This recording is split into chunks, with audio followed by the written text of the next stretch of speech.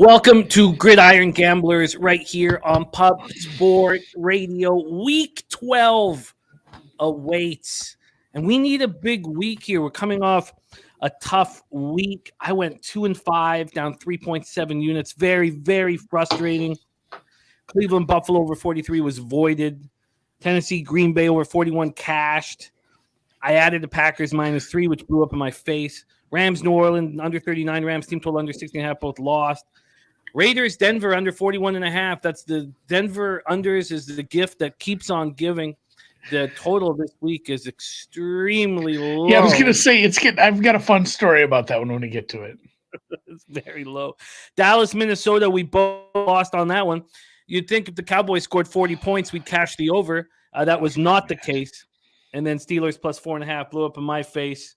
You cashed that Tennessee Green Bay over in the Raiders Denver under, but lost on the Texans plus 3.5, Steelers plus 4.5, and Dallas, Minnesota under 41.5. So, God, and I'm on a heater live. 9 of my last 10 live bets on our live streams have cashed. And the one that didn't cash, I bought out for 46%. So I'm just... Yeah, I was going to say that all 3 halftime bets on the primetime games I made this week were just coasting. Anything live has been pretty easy. So, but yeah, pregame in a super liquid market like this, halfway through the season, it's tough. And it's not any easier this week. Well, I have made one bet. I've already locked in one bet, just one. Usually I wait, but I decided not to. I did move on the under 43 in the Buccaneers Browns game, but I'm pumped up. Thursday night, we're going to start off with the 3 Thursday Thanksgiving games. I'm going to be live for all of them. So I'm going to be live for 10 hours. I'm running so hot. I was like, you know what? Okay, let's just do them all. Let's just do them all. And I'm really excited about that. I'm excited to cap the card with all these great cappers in the chat, as well as my co-host, Andy Molitor, Sammy Calmer, Clint, star of the Die Hard MMA podcast. We got Papa Calls, Tasha, It's Me, Mac Beavers, Birdie, Harold Williams, Dana Delp. Great to have you guys rolling with us. Just my 2 cents. Also, thank you for becoming a member. We have a ton of work to do, Andy, and I believe in us. And, you know, it's still been a really good season. If anybody had offered me 20 games over 500, 58.5% plus 14.8 units, ROI plus 12.54%, I would take it in a heartbeat. It just doesn't feel that glorious after the last couple of weeks. So I want to dig deep, and I want to get that cash. Thank you. Oh, and It's Me, Bob Ruby. Nice to have you back in action. Harold Williams ready to go. Bo Jackson, Danny Lopez. Andy, my friend, are you ready to get to work and destroy these games and get that cash? Yeah, Thursday morning if you live west of the Mississippi. 11:30 a.m. that first one starts. Getting after it early. Yes, and we will be live right here for it on Pub Sports Radio. There's Sky Dragon in the house, RVD 420. Let's get right to work. The first game on Thanksgiving Thursday. Buffalo Bills at Detroit Lions, Ford Field in Detroit, Michigan. Let's go right over to the line history. Detroit opens as 9-point dogs. Was surprised at how high that number was, but it's gone up to 10 now. This total opened up at 52.5, has shot up to 54.5. Check out the cash flow. They've still, even at this number, Sports Insight's given slight line value to the Buffalo Bills. The 2 teams that Sports Insights gave full line value to last week cashed very easily, the Saints and the Colts. At this point, they've given no one full line value, and they've given the Miami Dolphins the most line value of any spot on the board. Dallas Cowboys second. But here we're at the Bills Lions, 4,463 tickets in, 54% of tickets, 57% of cash on the Bills. Then you have 68% of the tickets, 77% of cash on the over. Bills snapped their 2-game losing streak with a 31-23 victory over the Browns here at Ford Field. The interesting thing that Birdie brought up for us was they did not stay in Detroit. That surprised me. Yeah. They went back to Buffalo after the game. That really surprised me. It's not that far, but it's like 3 days. Just stay there. Yeah, I was also surprised. I was surprised by it. The Bills scored a second-half touchdown for the first time in 4 games. They started slowly. They didn't get a first down until halfway through the second quarter. At one point, they'd been outgained 181-12 while trailing 10-3 to these Browns. Josh Allen, 18 to 27 for 197 yards, 1 touchdown, no picks. He had thrown 6 of his NFL high 10 interceptions over the previous 3 games. Dawson Knox led receivers with 7 catches for 70 yards. Gabe Davis, 5 for 68. Stephon Diggs had a quiet afternoon, 4 catches for 48 yards, but he did catch Allen's lone TD pass. The running game was strong, very strong. Devin Singletary had 18 carries for 86 yards, also caught 2 passes for 11 yards, and James Cook ran 11 times for 86 yards. Matt Milano was exceptional all over the field, 12 tackles, 3 for a loss, 1 sack, 1 fumble recovery. That was the Bills' lone sack. They did hit Brissett 5 times. Poyer returned from injury and looked strong. Nyheim Hines added a spark to the Bills' special teams, returned 2 punts for 37, returned 3 kickoffs for 76. Tyler Bass made all 6 of his field goals, tying his career high, and it matched Christie's team record, set in 96. AJ Epinesa was hurt during the game. He is unlikely to play this week. Linebacker Tremaine Edmonds, been dealing with a heel injury since week 9, added a groin injury to his ailments. He was unavailable against Cleveland and won't be playing here on Thursday. As for Tre'Davious White, nothing's changed. He's day-to-day, and McDermott says he'll play when he's ready. We have no idea when that will be. Don't expect him in the lineup. Ed Oliver, Kyer Elam, Greg Rousseau, and Spencer Brown are all expected to remain sidelined. Also, lineman Mitch Morse and David Quisenberry were both reported to be in walking boots when leaving the locker room yesterday, but McDermott said that the pair would be limited in practice today, so there is still hope that they can play on Thursday. Lions coming off their 3rd straight win, an impressive 31-18 victory at the Giants' first 3-game winning streak since November 2017. Jared Goff, 17-26 for 165 yards. They've now gone 2 straight games without a turnover. Amon-Ra St. Brown caught 7 passes for 76 yards. The Jamal Williams show continues. Now leads the league with 12 touchdowns, 3 touchdowns last out. Justin Jackson, 9 carries for 66 yards. DeAndre Swift continues to not get many touches, 5 carries for 20 yards, touchdown, caught 3 passes for 12. The Lions' defense was strong. They finished with 2 sacks, hit Daniel Jones 10 times, shut down Saquon Barkley. If you ask Brady in the chat, he says that Saquon Barkley is not used to having this many carries. He's not used to playing this much, and it's affecting him. And it maybe wasn't the Lions, it's just him. But, God, this Lions defense looked good. Kirby Joseph, Hayden Hutchinson each had interceptions. Their center, Evan Brown, with a left ankle, and their cornerback, Jeff Okudah left the game. Okudah will not be able to clear concussion protocols. Charles Harris with a groin injury. Jonah Jackson sick. Joshua Paschal knee. Frank Ragnow foot. Josh Reynolds back. All did not practice today. And DJ Shark continued to be limited with an ankle injury. He was limited in the practice today. Take it away for us. The table is set for the first game on Thanksgiving Thursday. Bills, Lions. Are you surprised that the Lions are double-digit dogs? No, and a big narrative around last week was just, that floated around how good Josh Allen was in domes traditionally. And then we really didn't get to see it. The offense wasn't as crisp as maybe people had hoped. I was lucky enough to spend a lot of time reading rules at all the books. And I did place an over bet on this game at a place that I've realized would let me keep it if they moved it to Detroit. So I was happy to sweat that out all game, but I was pissed at how many field goals they were attempting. And the offense wasn't super crisp. And I probably got to give them a pass on that because of the weird snowstorm incident and, just the fact that they had to travel super late in the week in a game they were prepping for at home, play in an NFC stadium they really haven't played in, very much at all. So it was kind of a weird week for them. So I'll give them a pass. I think the offense will look a lot more crisp. Josh Allen indoors should be able to put up some numbers here. If there's 9.5s out there, I don't hate it, but at 10, this is probably where this should be. And then I've seen some people looking at this under. I just don't know what to make of this Detroit team. And then the amount of injuries in this game on both sides have me spooked off this altogether in a weird standalone game on a short week. Really, really goofy spot where I think Buffalo's probably the right side, but I'm not going to be chasing a big spread like this on the road. So let's talk about the Lions for a little bit here before we move on. Their 3-game winning streak, the Giants dominated might be a little much, but easily beat them. What are your expectations of this team through the final 8 games of their season?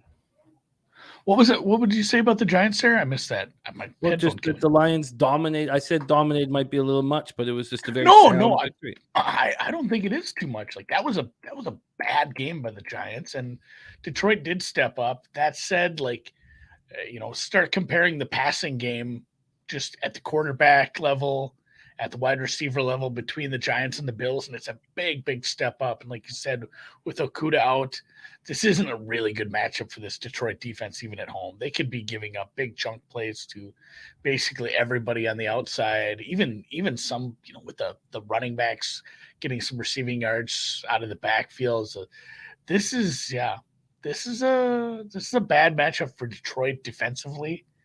That said, they're home and getting a lot of points. It's tempting, but I think like Arizona was probably tempting last night too, and that just turned out to be a bad matchup. They couldn't run the ball at all. They weren't going to move. So I think maybe this does have some parallels to that last the 49ers Arizona game. Or it's like, well, if one offense is going to be able to match up well and do what they want, are we really wanting to take 10 points even with a home team because it's a bad team, the bad quarterback? And yes, Goff is better than Colt McCoy, but yeah, I have no interest chasing points with Detroit or laying a huge number on the road here. Is there anything that you would be looking for live? Because the way I see this, like Detroit. I talked about this with someone earlier. I said like a Detroit team total over in the second half. They're a frisky team from behind. Like they're absolutely liable to put up some garbage yards, especially at home on a holiday like this. If they get down big, I'll look for Detroit to throw a couple in the back door. But I mean, it'll be something to watch. The Bills can absolutely take the foot off the gas if they want to and do another. They did this early in the season just because the games got out of hand. But now with Josh Allen a little bit dinged up in the elbow, if you're up big, there's a million more reasons to throw Case Keenum in the fourth quarter if you're up by 4 scores. So Detroit in the second half, Detroit in the fourth quarter, maybe some things to keep an eye on if you're betting this one live. Which we will be doing right here. Oh, yeah. On Pub Sports Radio. Brady says, no bet for me. Allen has some ridiculous numbers playing in domes and it's keeping me off the Lions, but I don't care who you are. You have to have some game prep and not sure the Bills will here. Mike M says Detroit on Thanksgiving is a gift. Harold Williams says Lions defense playing well. Short week, anything can happen. Birdie saying last angle here for the Lions. Coach and quarterback are playing for their jobs. Both well liked and good showing here will go a long way in saving their jobs. I think Campbell, the 3-game winning streak, will he's got a job. I think he's got a job here. But that is your first game on Thursday. No official pick from either of Andy or I. Let's move into the second game on Thursday, 4:30 p.m. Eastern. New York Giants 7-3, 3-1 on the road. Cowboys 7-3, 4-1 at home at AT&T Stadium, Arlington, Texas. And by the way, Top Set is on Detroit team total under in the full game under. That's going to be a fun spot for us to bet live. But here we are, Giants, Cowboys. Giants coming in off that disappointing 31-18 home loss to the Detroit Lions. And we have our second Giant spread of the day. Let's take a look at it right now. Dallas opening up at -8. They're now -9.5. A 1.5 move on Pinnacle towards the Cowboys this morning at 9:30 a.m.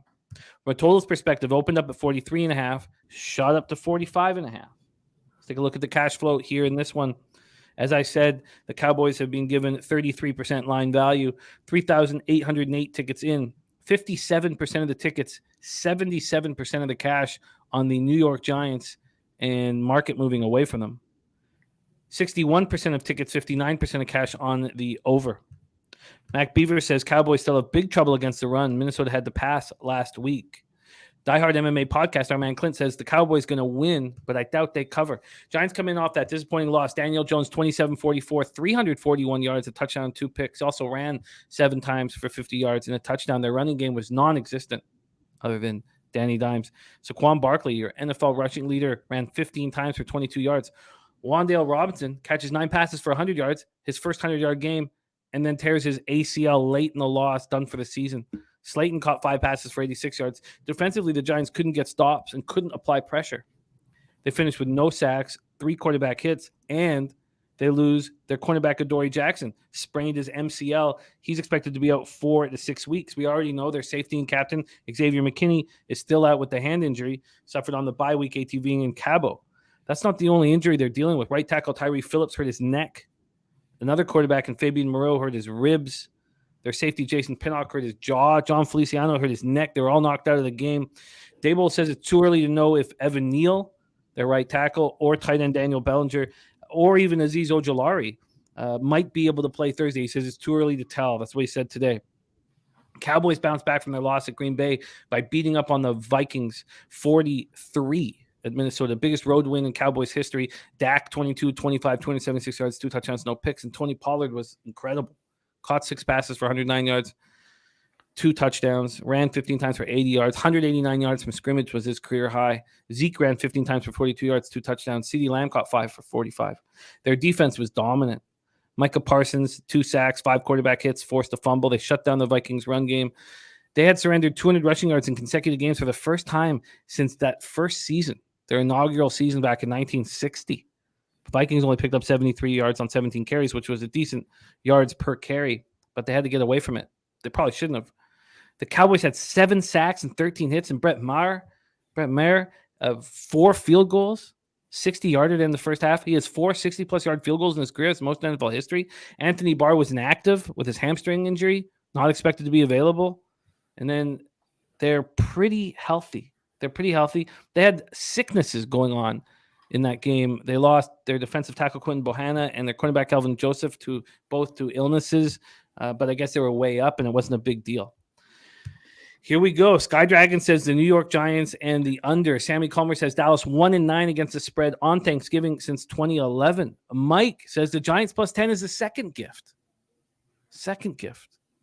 Take it away for us, Andy. The second game on Thanksgiving Thursday, Giants Cowboys. Yeah, Giants came down to earth a little now, didn't they? And it's kind of been a house of cards, just all things considered. They've been playing really well without a true, good quarterback. Danny Dimes has done, he hasn't killed them. He's been that guy where it's like, all right, he's golfing it, where he's if he doesn't hurt us, it's okay. Like he can play well enough, and he has, he can make some plays with his legs at work, and it isn't horrible. But man, they've had bad luck with receivers. They didn't really start with anything. People, I can't remember who pointed out, but like Saquon, not used to running. Yeah, he doesn't make it through full season, so this is a lot of carries for him. And he's been high usage back. He's been very good, especially in some of those plus matchups. But that could be starting to come into effect a little. And this total's been bet up a little. I'm fine with this total. And truthfully, like I worry that Dallas, what they did isn't repeatable on offense. But at the same time, I've seen a nice uptick in this Dallas defense. If you look at their EPA per play on defense, they're clearly, getting into that top, like they're essentially in the top tier on defense right now, especially if you break it down over, maybe a shorter sample size, maybe just like the last 3-4 weeks. They've really kind of ramped things up a notch where it's honestly maybe one of the best teams in the league when things are clicking on defense. And the offense, maybe the problem was Zeke, which is pretty hilarious. They've played better when he's had less usage, but yeah, it's an awful big spread. I know some people have teased this down. I'd love to take the Giants here. It's a divisional game indoors, but no, I'm pretty close on these numbers as well. I've had the Giants a little lower than the market for, I don't know, a big chunk of the season, honestly. I've bet against them a few times. They got away with it with Seattle. I felt like a little lucky there. Maybe I was not evaluating properly, but some of the injuries they've had and now just getting back to maybe square one again with the receiving core, losing another receiver, it's tough. It's not a dog I want to be taking against, and it really has nothing to do with the offense we saw in Minnesota last week. It's more of this defense. Like this Vikings offense is clearly better than the Giants.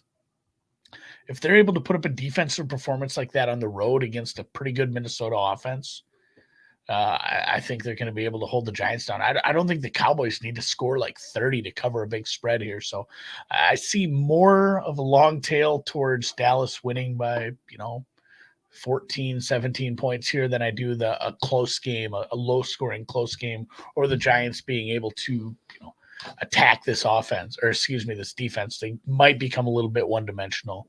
And if Saquon isn't running well, like we saw against a pretty good front seven, it's going to be a long day for the Giants. So lean Cowboys, didn't play it. It's a tough divisional matchup I don't want any part of. Giants team total in the first half is 7.5. That's it. Heavily juiced to the under. It's hard to, I guess at this point, this is a much more simple bet for me, other than the fact that we're obviously all dealing with a recency bias after watching the Cowboys completely dominate the Vikings. But here, I find the Cowboys much more appealing than the Buffalo Bills at this number. Much, much more appealing. Do you agree with that? Oh yeah, they're at home and they have a better defense. Like, it's silly when you think about a big spread, the first thing that pops to mind is like, well, they have to score a lot of points to get there. Yeah, not really. Like, sometimes a really good defense, you can cover this. You can score 10 and cover this. Defense plays to their absolute ceiling, pitches a shutout. So, I think if you're betting Dallas, it's more predicated on this defense really holding down teams lately. And Dallas maybe only needs to get 21, 24 points to cover this. Do you have any interest in the Cowboys in the first half situation when we're dealing with something that's under 6? Not really. I mean, I've seen this too many times with some of these bigger spreads. I mean, think about that Eagles. The Eagles lately. I know teams should be more focused on getting out to hot starts, because it sounds more simplistic than it actually is. But these teams that get out to really big halftime leads, like it creates such a good situation for both sides of the ball that I think it's undervalued having a nice halftime lead, even though it sounds so simple. But no, I'm not super sold on laying over it. Anything over like a 3 on the first half right now. I don't play a lot of first halves, honestly. I try to stay away from that. Sometimes it feels, I don't want to use the word trappy, but it's just a smaller sample of football. You don't get as much variance on your side. And yeah, as somebody pointed out, like the Dallas team too, like we had the weirdness with Green Bay where they played really well, and to be fair, Daniel Dimes is not Aaron Rodgers. Oh, that is true. That is true. You had a defense that was being questioned, a very good defense that was being questioned, and they showed out against Minnesota. Now they feel very good about themselves, and they're coming home. It's a different scenario, but one where it's Cowboys or nothing for me. I tried to set pretty strict rules where I wouldn't take a team after a season-defining or excellent performance, and that's what we're dealing with the Cowboys. Then that makes me hesitant. I mean, the interesting thing about the Bills as a big spread was they did not play very well and still comfortably beat the Browns. Comfortably, easily. And that's the sign of a really good football team. These are two big favorites to start off Thanksgiving Thursday. And I feel way less pressure to have to make a bet pregame, knowing that I'll be live betting it with everybody here. So it just takes away some of the need for pregame action. And I'm not really interested in anything. And you agree with that total moving up from 43.5 to 45.5? Yeah. Just Dallas's offense really started to click. And, some of these injuries, I think they can absolutely attack this Giants secondary. I don't know. We'll see. I'm fine with the total now. I'm not interested in it at this point. Well, let's talk about the Thursday night game, 8:20 p.m. Eastern. New England Patriots 6-4, 3-2 on the road at Minnesota Vikings 8-2, 4-1 at home. US Bank Stadium in Minneapolis, Minnesota. The Vikings opened up -3. They're now -2.5. When it first went to 2.5, it was heavily juiced between -119 and -127. Now it's just -109. So, a lot of people dealing with a possible bias, but obviously the Vikings are a tricky team to break down. This total opened up at 42.5, slightly juiced to the under. It's now 42.5, slightly juiced to the over. Let's take a look at the cash in this one. 5,346 tickets in. 32% of the tickets and 53% of the cash is on the New England Patriots. Then 70% of the tickets, 85% of the cash on the under. Patriots coming off their third straight win, 10-3 at home over the Jets, 14th straight win over the Jets. Marcus Jones became the first player in the NFL this year to return a punt for a touchdown and did it with seconds remaining to win the football game. Birdie was on our Sunday show, NFL Pub Hub, and he said it'd be a great time to bet no touchdown in this game. Great time to bet it. And I know a few of our guys did, and it was heartbreaking to see that happen. Rough. Mac Jones was 23-27 for 246 yards. Ramondre Stevenson struggled on the ground, 15 carries for 26 yards, but he led the way with 6 catches for 56 yards. Jacoby Myers had 4 catches for 52. Damian Harris had a nice bounce back performance, 8 carries for 65 yards, caught 2 for 28. The defense completely shut down Zach Wilson, completely shut down the Jets. Jets had 6 first downs, 103 total yards. In the second half, the Jets had 2 yards on 7 possessions. They held Wilson to just 9 of 22 for 77 yards, 4 sacks, 6 quarterback hits, and Matt Judon continued his spectacular season. Now 13.5 sacks on the year, and only one player in Patriots franchise history, Andre Tippett, Hall of Famer, has had more in one season. He had 18.5 and 84 and 16.5 and 85. Nick Folk was just 1 of 3 on field goals. David Andrews left late in the first quarter with a thigh injury and didn't return.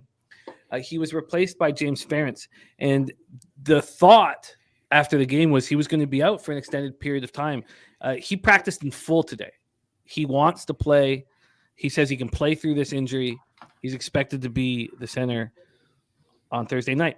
They lost their left tackle, Isaiah Wynn, ruled out with a foot injury. He was replaced by Trent Brown. Vikings had their 7-game winning streak snapped in stunning fashion. We talked about it in our Cowboys breakdown. 5th largest loss in their franchise history, 40-3 at home. The Cowboys, still 8-2. They have the smallest average winning margin in 90 years. They're 8-2, and they've been outscored 231-229. Kirk Cousins was awful, 12 of 23 for 105 yards. TJ Hawkinson led receivers with 5 catches for 34 yards. Justin Jefferson was held to just 3 for 33. The Vikings were dominated in all facets of the game. The defense was atrocious. They applied no pressure on Dak, 0 sacks, 1 quarterback hit. Cowboys scored on their first 7 possessions. Left tackle Christian Darrisaw left with a concussion. He's in concussion protocol, so he's not going to be available. That's not been confirmed yet that he's not going to be available. Andrew Booth Jr. got his first career start because Caleb Evans was in concussion protocol, and he was replacing the injured Cam Dantzler. I mean, this looked horrible. And then defensive tackle Dalvin Tomlinson missed his 3rd straight game with a calf injury. So I would be on the Vikings right now if I didn't see the sharp action here on the Patriots. It's enough to slow me down and just want to listen. Listen to you guys in the chat and listen to you, Andy. Break it down for us. Patriots, Vikings. Do you have a look? Yeah, I'm surprised it took that long for someone to bring up Kirk Cousins primetime. And even though the other 2 games are like way bigger spreads, this feels like the worst of the 3. It feels like a bad one to have at night. I'm going to be teasing the Patriots with another team, like getting a super low total and a 2.5. I love, especially how good their defenses looked. And this offense, yeah, it's Mac Jones and it's not been great, but the Jets defense is getting more legit, by the day. That is everyone thinks so except for Zach Wilson, I guess, but that is like legitimately EPA per play over the last like 5 weeks. That is a top 5 defense. Minnesota's has been no joke as well. Some of the matchups have kind of helped that, especially if you take out that Dallas game. But Minnesota's offense has been similar, again, going back to like last 5 to 6 weeks. Minnesota's offense, just again at EPA per play, more similar to like a Jets or Rams team. This offense has had some flashy plays, but it's had some struggles in the red zone. Outside of the game after the bye, has had some struggles on 3rd down. And yeah, this is a nice tease spot. This is a very close game. I think I could absolutely get behind the people that took the 3s with New England. It's a very good defense. They're going to miss Win, but it sounds like their center is cleared. He was limited, but it sounds like he's going to be playing. So, yeah, this is this is kind of a bad matchup for the Minnesota offense. And I think New England, this is a huge difference in defenses. They played a top 5 essentially defense last week, and now they get a very beleaguered defense with a kind of a bad secondary. So I do see New England being able to move the ball a little here, especially a nice indoor matchup there in US Bank Stadium. So I did take them in a teaser spot here. Do you feel like, I mean, we see all these bets on the under, but that could be a mistake after watching the Patriots struggle against the Jets defense that you spoke highly of. Now get a chance to open it up against the Vikings secondary that's injured and awful. And then we think that the Vikings are capable, obviously, of bouncing back offensively at home. And getting back on the field right away is exactly what you want to do in after a 40-3 loss. Like if you had a free $500 bet on the total at 42.5, do you go over it or under it?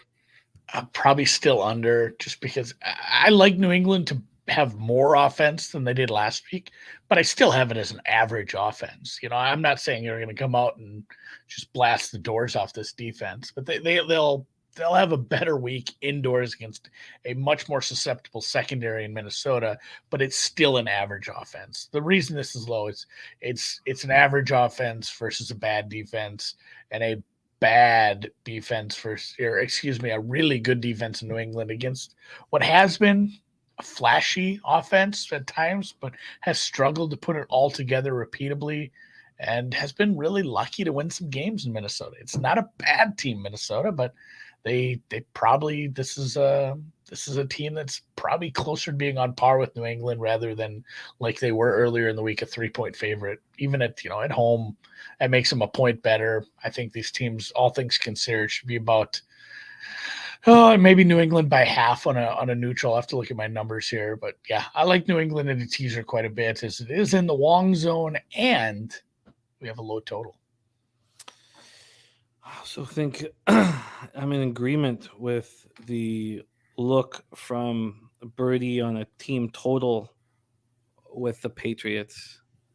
I think that could be really in action here. Get a over 20.5 for the Patriots is at plus money. I find that appealing. Get a plus money spot with them. I'm interested. I think the Patriots are going to be able to put up points. I guess the problem here is that I just don't want to bet against a team that just got destroyed. I just don't see the value in that ever. But if they had, I wish they looked better, and I'd be all over the Patriots here. Birdie says, I don't think this game will be close. You have Birdie and Skydragon both on the Patriots here. Tasha doesn't like the Pats here. And then Clint, star of the Die Hard MMA podcast, says Vikings off the loss, baby. Says, I wasn't here to warn you not to bet them last week, and for that I apologize, but they bounced back here. Look, I didn't want anything. I don't want anything to do with Vikings ever. But now, Pie Guy is on the Pats plus 3. Papa Kyle's did a great job getting the Pats plus 3.5. Well, I'm interested in the Patriots team total over in this one.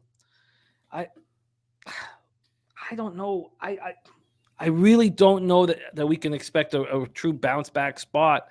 They're going up against another tough defense. How much better is the Cowboys defense compared to the Patriots defense?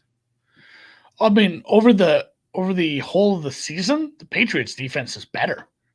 If you go for the entire season and just look at a couple different metrics, but especially just EPA per play, but right now Dallas is absolutely just sun running, peaking. That said, New England's still right up there in defensive everything, defensive efficiency. I still have them as top 5. And it's a well-coached team.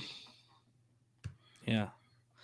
Yeah, I wish I got in on that 3. Pinnacle opened up at that 3 at 7:05 p.m. on Sunday night.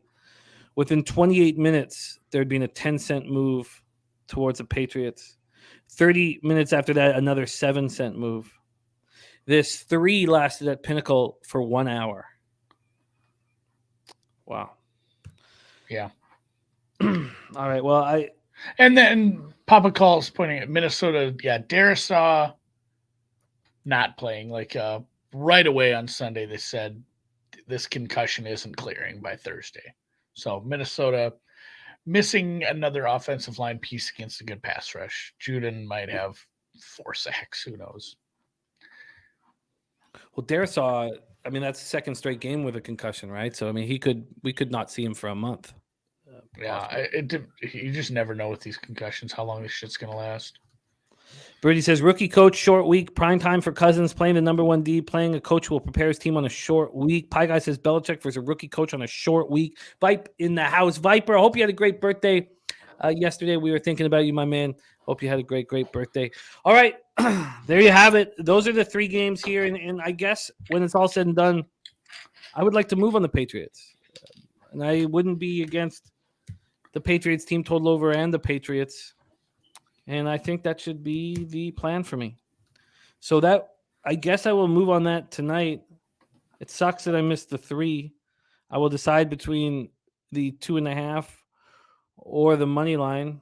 And then I will have a lot of interest in the team total as well. I just think that Vikings defense is a real problem. I hate betting against the team after losing 40-3. But maybe this is a time where I just need to trust it, because another side of that is the Patriots didn't look good last week. So, well, and that's the thing, Jimmy. Later in the season, you're not going to be seeing as big as swings in the market off one game. You know, they're not just going to, there's not going to be huge value against. There's not this zigzag theory because there's a bigger sample size they're going to be using. So, yeah. I mean, and people are asking neutral field Pats be favored. Close. I mean, I think most power rankings would have Minnesota by about a half point. I'm very close to neutral and leaning towards Patriots as a slight favorite on a neutral. And the difference, and some of that has to do with not just pure power rankings. That's pure power rankings plus matchup, and also 3 days rest. That has to play into the fact that if this was a full week off and the Vikings got to lick their wounds and have some players come back from injury, then maybe it would be different. Burgundy Bet says the Patriots haven't beaten anyone. Vikings have road wins over Miami and Buffalo. The Vikings are getting weaker. The injuries are affecting them. Losing Cameron Dantzler was a big deal. And I know Cameron Dantzler's, grade right now is not that high on Pro Football Focus, but you replace him with Caleb Evans, and then you have to go replace a Caleb Evans. Like, it's just, you're getting worse and worse and worse. All right, let's keep rolling. Jacqueline, great to see you. Says, good evening, gentlemen. I hope you have a wonderful Thanksgiving with you and your family. Thank you for the kind words, Jacqueline. Sky Dragon has New England 0.25 points better on a neutral field. Okay, I want the Patriots. I want the Patriots here, and I'll decide tonight whether I get in pregame or just focus on seeing if I can get in on them live. I think I need to have something on them pregame. All right, those are your Thursday night spots. So at this point for Thanksgiving Thursday, nothing official from Andy. If I forced you, well, I'm teasing the Patriots. I got to get to the other half of it. Okay. But if I forced you to make Patriots. one $500 bet on a side or a total on these 3 Thursday games, what would end up being the most appealing? Pats straight up. Probably just Pats money line. All right. Okay, let's keep rolling. And their Pie Guy was on the no TD scored in the Pats Jets game. Ugh. Yeah. All right, let's roll on. There's penny bombs in the house. We move on to Sunday action. Again, all 3 of those Thursday night games we will be live betting here together, and we are hot, very, very hot. Cashed 9 of our last 10 live bets. And the one loss was a cash out for half of it. We move on to Sunday, and we start with the only bet I've made. Tampa Bay Buccaneers 5-5, 2-2 on the road at Cleveland Browns 3-7, 2-3 at home. First Energy Stadium in Cleveland, Ohio, 49 Fahrenheit, light rain, 18 miles per hour. There's showers before and after this game. So they have light rain for the 2 or 3 hours that this game is on right now, which could easily change to showers again. We'll see. And we have heavy winds in this one. This is the heaviest wind of any game this weekend. Let's start with the line history here in this one. We have the Browns opening up at +3 at -102. They're now +3 at +107. The Bucks -3 has been juiced to -121. Move over to the total. Opened up at 44. It's now at 43. And there has been an 8-cent move to the over today. It dropped from 44 to 43 last night. It's been an 8-cent move to the over today. I'm on the under 43. Let's go over to the cash flow in this one. 2,521 tickets in, 29% of the tickets, 42% of the cash is on the Cleveland Browns. Then you have 73% of tickets, 97% of cash on the under. Bucks, Browns. Bucks come in fresh off their bye week. They were last seen in a 21-16 victory in Munich over the Seahawks. Brady looked strong, 22 of 29, 258 yards, 2 touchdowns to the pick. The Bucks entered the game with the league's worst rushing attack. Third-round pick out of Arizona State, Rachaad White, could be changing that. He was an immediate difference maker, 22 carries for 105 yards. All of a sudden, Fournette looked okay, not being the RB1, 14 carries for 57 yards. They rushed for a season-high 161 yards. That's the first time they've gone over 100 yards rushing since week 1. So they came in. Even after that performance, they still are second worst in the league, averaging 70.7 yards per game. Chris Godwin led receivers with 6 catches for 71 yards. They went 10 of 15 on third down. Everything's starting to come together for them. Mike Evans is having a good season, on pace for another 1,000-yard season. Chris Godwin caught his first TD pass since knee surgery, and he looks strong. Julio Jones now looks. He was out 5 games. He missed 5 games, so he's looking stronger. And their offense will improve. Right now, there's only 5 teams in the league that are averaging less than the 18.3 points per game that Tampa Bay has scored. Their defense looks strong. Seahawks had just 57 net yards in the first half. They shut down Kenneth Walker, 10 carries for 17 yards. And by the way, Fournette dealing with a hip pointer, so he is questionable at this point. And Devin White dealing with his father's death has to inspire everybody on this football team. 9 tackles, 3 quarterback hits, 2 sacks, and forces a fumble. He found out on the bus going to the airport. I mean, it's just that has to inspire everybody. So this defense too, I know that there's been times where they've looked bad, but they're first in the league with 57 tackles for a loss, second with 32 sacks, third fewest points allowed, 5th in total defense. I think they start rolling. Cleveland comes into their final game without Deshaun Watson off a 31-23 loss to the Bills at Ford Field. They've lost 6 of 7. They were dominating the game through the first quarter and a half. Brissett had a fumble midway through the second quarter, and things kind of spiraled out of control. They'd outgained the Bills 181-12. Brissett 28 of 41 for 324 yards, 3 touchdowns, 2 yards shy of his career high. Amari Cooper bounced back from a subpar performance, 8 catches for 113 yards. Donovan Peoples-Jones with another big game. The Bills neutralized the Browns' run game. Chubb, 14 carries for 19 yards. He did catch 3 passes for 48 yards. The Browns as a whole ran 26 times for 80 yards. They didn't get enough pressure on Allen. They finished with 2 sacks and 4 quarterback hits. And then they lose Ethan Pochich, their starting center. He's going to be out for weeks with a knee injury. So Pochich had played every snap at center for the Browns this season before the injury. And he had to step in for Nick Harris. Nick Harris had a season-ending knee injury in the first preseason game. And Pochich's numbers from Pro Football Focus are spectacular. 83 overall grade this year. He's just barely behind Creed Humphrey of the Chiefs as the best center in the whole league. So now you have Froholt, who was a Browns practice squad roster last season. And he had to come in when Wyatt Teller got hurt as a guard. But now you're asking this Denmark native who has his Pro Football Focus grade is 66, and he was given a grade of 50 against the Bills. So basically they have their 4th string center. That's who they have at center. Take it away for us here, Andy. Buccaneers, Browns. Yeah, and people are talking about moving on Bucks futures. I'm up to my ears in Bucks futures. I've already essentially bet the Bucks in this game, so I can't be betting anymore on them. My power rankings are in the way of like, hey, Andy, maybe you should think about betting the Browns here. And I can't do that. I actually want to lean the other way with some of the matchups.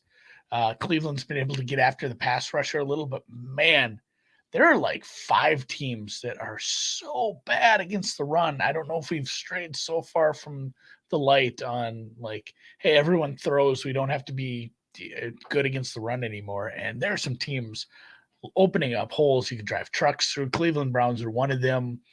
It stinks for Tampa that they're not a good running team, but like you alluded to, maybe they are now.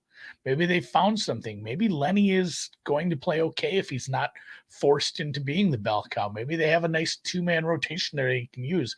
If Tampa can run the ball, they probably cover this. They probably win. They cover. They're a better team. The defense is a lot better. Somebody, Mac Beavers mentioning Akeem Hicks is back. That's a big boon, especially against a team in Cleveland that has a couple good running backs. So, yeah, I like the Bucs here. It's just it's a little much for me, I think, right now. I'm looking at a lot of these like -3, -4s this week, and I'm tempted by a couple of them. Haven't gotten the starch to look at this and bet it seriously, but I think part of that for me is the fact that I have some Tampa Bay futures, and I need games like this to go my way. I joined you when you first talked about the Tampa Bay futures, and I only got 9-1. I think 9-1. I have to check, and I haven't gone back to the well at this point. What do you feel? What do you think about my under 43 in this one? The weather might be pretty gross. Like the weather reports aren't great, and if Cleveland can't pass against this defense, and Hicks matters, and this run defense plays to the level they can, it might be a long day for. And I mentioned this earlier with Drew. Brissett looks like he's pressing a little, because he knows his time is nearly at an end, and he needs to put something on tape because he needs to find a job. Like essentially, these last couple of games are his resume. This is what people are going to remember. He needs to find him if he wants to find a starting job next year. He needs to have a couple of good games, and I think it's making him worse. So, yeah, it's tough. And Burgundy Bets brings up: do you trust the Bucs rush defense after one good game in London? I would push back on that a little and say it was a really good run defense. We've seen it under this regime, this coaching staff. We've seen this front four play really well against the run in the past. Just missing Hicks was a big problem. So it's, I do believe that they're going to stay good. And I think they're going to be a problem in the playoffs. They're going to be an annoying team to play with, getting healthy, a veteran quarterback, maybe the most experienced playoff quarterback of all time. Maybe he'll have his head cleared by then. But yeah. I like my under. I'm surprised there's been an 8-cent move to the over. Sky Dragon says apparently Tampa Bay is back because they got Seattle playing a game at 6 a.m. He says, whatever. I still don't think they're any good. Cleveland wins the game. It's there. Spendy Penny Bomb says, I want to take 3.5, but Bucs are getting better and just want nothing to do with the Browns right now. Brady says it has to be a Brown spot, but I can't bet them this week. But damn, Bucs can't run the ball. Brady will struggle throwing in this weather, especially with no true slot wide receiver. Browns have to be the look. Gerald Jones has been fading Cleveland. The run defense worse than Houston now. We'll fade with Watson too. Fade list. Chris Rock says Bucs probably more motivated, but with Watson coming back, they might put on a good show. Hard game to pick. All right. So, and Brady says he only has this one left. Watson will play against Houston next week, and he will be betting Houston already. And money line next week. All right. That is the Bucs game. I'm already on the under 43, and I find it interesting that it's moving to 3.5. I hope the wind kicks up for you. Yeah, I do too. I think it's going to be windy, and the moving it to 3 to 3.5 is a big deal. Yeah, obviously they're going to get a bunch of Browns cash. Let's move on to the next spot on the board. 1 p.m. Eastern. Cincinnati Bengals 6-4, 3-3 on the road at the Tennessee Titans. 7-3, 3-1 at home. We're at Nissan Stadium in Nashville. 50 Fahrenheit, mostly cloudy. 13 miles per hour in Nashville. Move this over here. And let's go. Here we go. The Bengals open up as 2-point road favorites. They're 1.5 now. It's a 1 at -121 right now at Pinnacle. From a money line situation, though, it opened up with Cincinnati -128, and that's exactly where they are right now, -128. Cincinnati got down to -107, though. So there's been buyback on the Bengals. From a total standpoint, opened up at 43 is a pick 'em. There's a slight move to the under, very slight. Chris Rock says Titans money line. Let's move over to the cash flow here for this one. Just 1,462 tickets in, so very low sample size, but the bets are coming in on the Bengals. 32% of the tickets, 78% of the cash. I should say the money's coming in on the Bengals, not the bets. The Tennessee is public right now. And then 32% of tickets and 97% of cash on the under. Very small sample size of tickets. Bengals coming off a 37-30 win at Pittsburgh, fourth win in 5 games. They've scored 30-plus points in each of those 4 wins. Burrow, 24-39, 355 yards, 4 touchdowns, 2 picks. He looked great. T. Higgins, 9 catches for 148 yards. The running game struggled, but the passing game more than made up for it. The Samaje Perine led the Bengals with just 11 carries for 30 yards, but he caught 4 for 52 and 3 touchdowns. Set a franchise record, by the way, catching 3 touchdown passes, most in a single game by a Cincinnati running back. As a team, they rushed for 24 times for 62 yards, and Mixon 20 yards rushing before he entered concussion protocol. So it's unclear if he will be available this week. And, Perine likes to catch passes out of the backfield. And if he's your number one back running straight in between the hashes, could be trouble for this team. The defense was not strong. The Steelers, NFL's second lowest scoring offense, were 8 for 17 on third down, put up 30 points. Trey Hendrickson was excellent. Both Bengal sacks for the team, 7 hits on Kenny Pickett. And Jamar Chase will practice this week. He's still day-to-day recovering from a hip injury, but he will be practicing and he could be in the lineup. Sky Dragon says Tennessee and the over. Harold Williams leading towards the Bengals money line. Spenny says if Mixon isn't in, that will hurt the Bengals. Perine had a good game last week. He's not repeating that against the Titans D. Oh, and yes, everybody, good point. You brought that up, Sky Dragon. The Cappers contest show will be tomorrow at 2 p.m. We will be doing it on Wednesday at 2 p.m. because of the Thursday games, and the lines come out from the Circus contest at 10 a.m. tomorrow, and we'll follow suit. We'll pop it out at 10 a.m. Titans coming off extra rest after defeating the Packers in Green Bay 27-17 on Thursday night. 7th win in 8 games, season high in points and yards. Tannehill 22 of 27, 333 yards, 2 touchdowns. But he looked as good as I've seen him look, just in complete control. Derrick Henry ran 28 times for 87 yards and a touchdown. Caught 2 for 45, threw 2 completions, one being a TD to Austin Hooper. Traylon Burks, Titans rookie first-round pick, caught 7 passes for 111 yards. Robert Wood caught 6 passes for 69 yards. Robert Woods has been invisible this year, so that was nice to see. Their defense was strong despite numerous injuries. They didn't get much pressure on Rodgers, but they did shut him down. And Simmons played through the sore ankle to record the team's lone sack, but I don't know how they keep doing it. There more injuries are coming now. Danico Autry with the knee. Their cornerback Christian Fulton with a hamstring. They were already missing their center Ben Jones with a concussion. Their kicker Randy Bullock with a right calf injury. Outside linebacker Bud Dupree with a hip injury. Amani Hooker with a shoulder injury. Cornerback Elijah Molden with a groin injury. I don't know how they keep doing this. I've got it. My fire alarm is beeping. I got to turn it off. So I'm going to bounce here. I will be listening, and you will have full screen here for this one. Take it away for us, Andy. Bengals, Titans. What do you mean bounce? Are we done? We're packing it in. All right. Turn the lights off. See you guys. Yeah, just me. No Jimmy. We can say whatever we want about him. I am using this as the other half of my teaser with the Thursday game with the Patriots. 42.5, nice low total.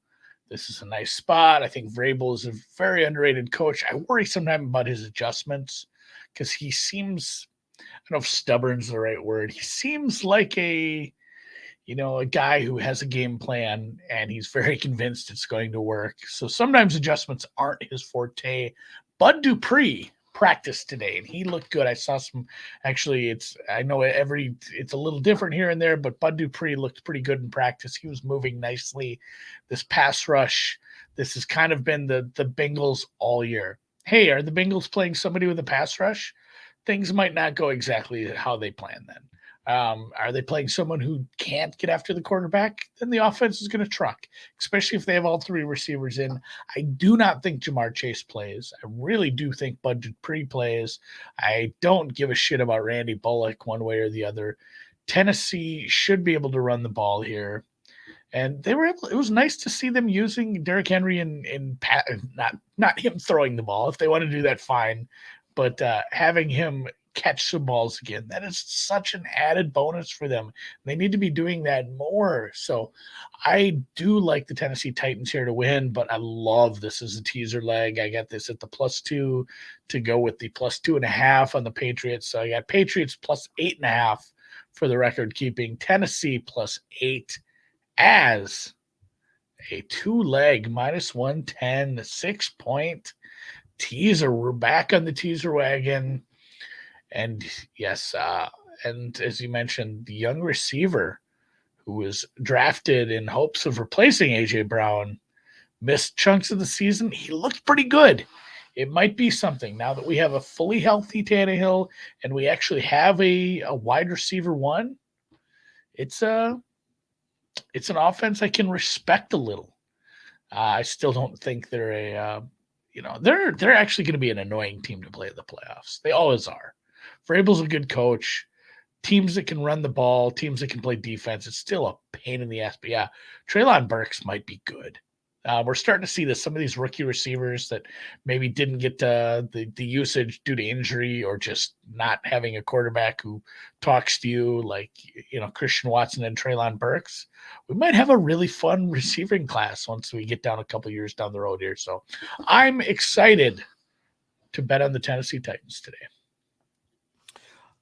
I get it. I completely get it. I know the sample size is small here, but I'm shocked that the Bengals, would have just 32% of the tickets, but 78% of the cash. I'm shocked at that, and I'll be very interested. I would want that to change myself. Do you have any feel on this total here? And by the way, Dennis Garcia loving the teaser. Pats 8.5, Titans 8. Going to roll with that with you. What do you think of this total? A slight move to the under. Yeah, I mean that makes sense. We probably saw them score more than they traditionally would. It's a nice offensive output, and they do get the longer week to prep for this team. It's a home game, so maybe we see a little more of that where the offense. This is going to come down to how does Tennessee perform in the red zone, and that total's probably pretty fair. They've been spectacular in the red zone this year. Huh. Okay. They haven't been there very often, but when they get there, they're very, very good. Patriots +8.5, Titans +8. If I didn't, look at the market, I'd be on the Titans right now. And, Birdie talking about DJ Reader. He says that's why they beat the Titans last year, and he will be the reason why they beat the Titans on Sunday. Perfect Rotation says Bengals win a close one. Huh. Okay. Well, I'm going to need more time on this, but I initially wanted to move on these Titans. T-Mac, great to see you. Let's move on to the next spot on the board for us. 1 p.m. Eastern, Houston Texans 1-8-1, 1-4 on the road at Miami Dolphins, 7-3, 4-1 at home. We're at Hard Rock Stadium, Miami Gardens, Florida, 83 Fahrenheit, partly cloudy, 9 miles per hour. Let's move over to the line history in this one. Here we go. We have the Texans opening up at +11. They're now at +12.5. From a total standpoint, opens up at 45.5 and has gone up to 47. Let's take a look at the cash flow here in this one. We have, as I said earlier, Sports Insights has given the most line value to the Dolphins of any team playing. Just 1,210 tickets in, 89% of the tickets on the Dolphins and 98% of the cash. Then you have 37% of the tickets and 68% of the cash on the over, and you see it jump up 1.5 points. Possible look-ahead spot for the Texans as Deshaun Watson visits them next week. Texans coming off their 5th straight loss, 23-10 setback at home to the Commanders. Texans were outgained 246-5 in the first half. Fewest net yards and a half in franchise history.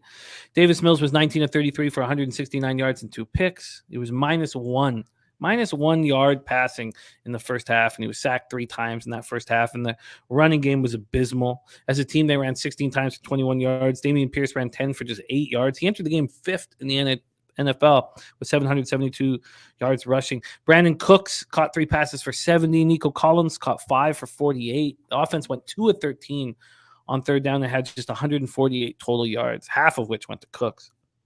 The defense did their best to keep them in the game, held the Commanders to 3 of 13 on third down, finished with 0 sacks, but got 6 quarterback hits, and we're missing Derek Stingley, third overall pick in this year's draft, missed the game with a hamstring injury. Dolphins come in fresh off their bye week. They were last seen a dominant 39-17 home win over Cleveland in week 10. It's crazy how different their defense looks at home than on the road. Tua was spectacular, 25 of 32 for 285 yards, 3 touchdowns. Since returning in week 7 from his concussion, 10 touchdowns and no picks.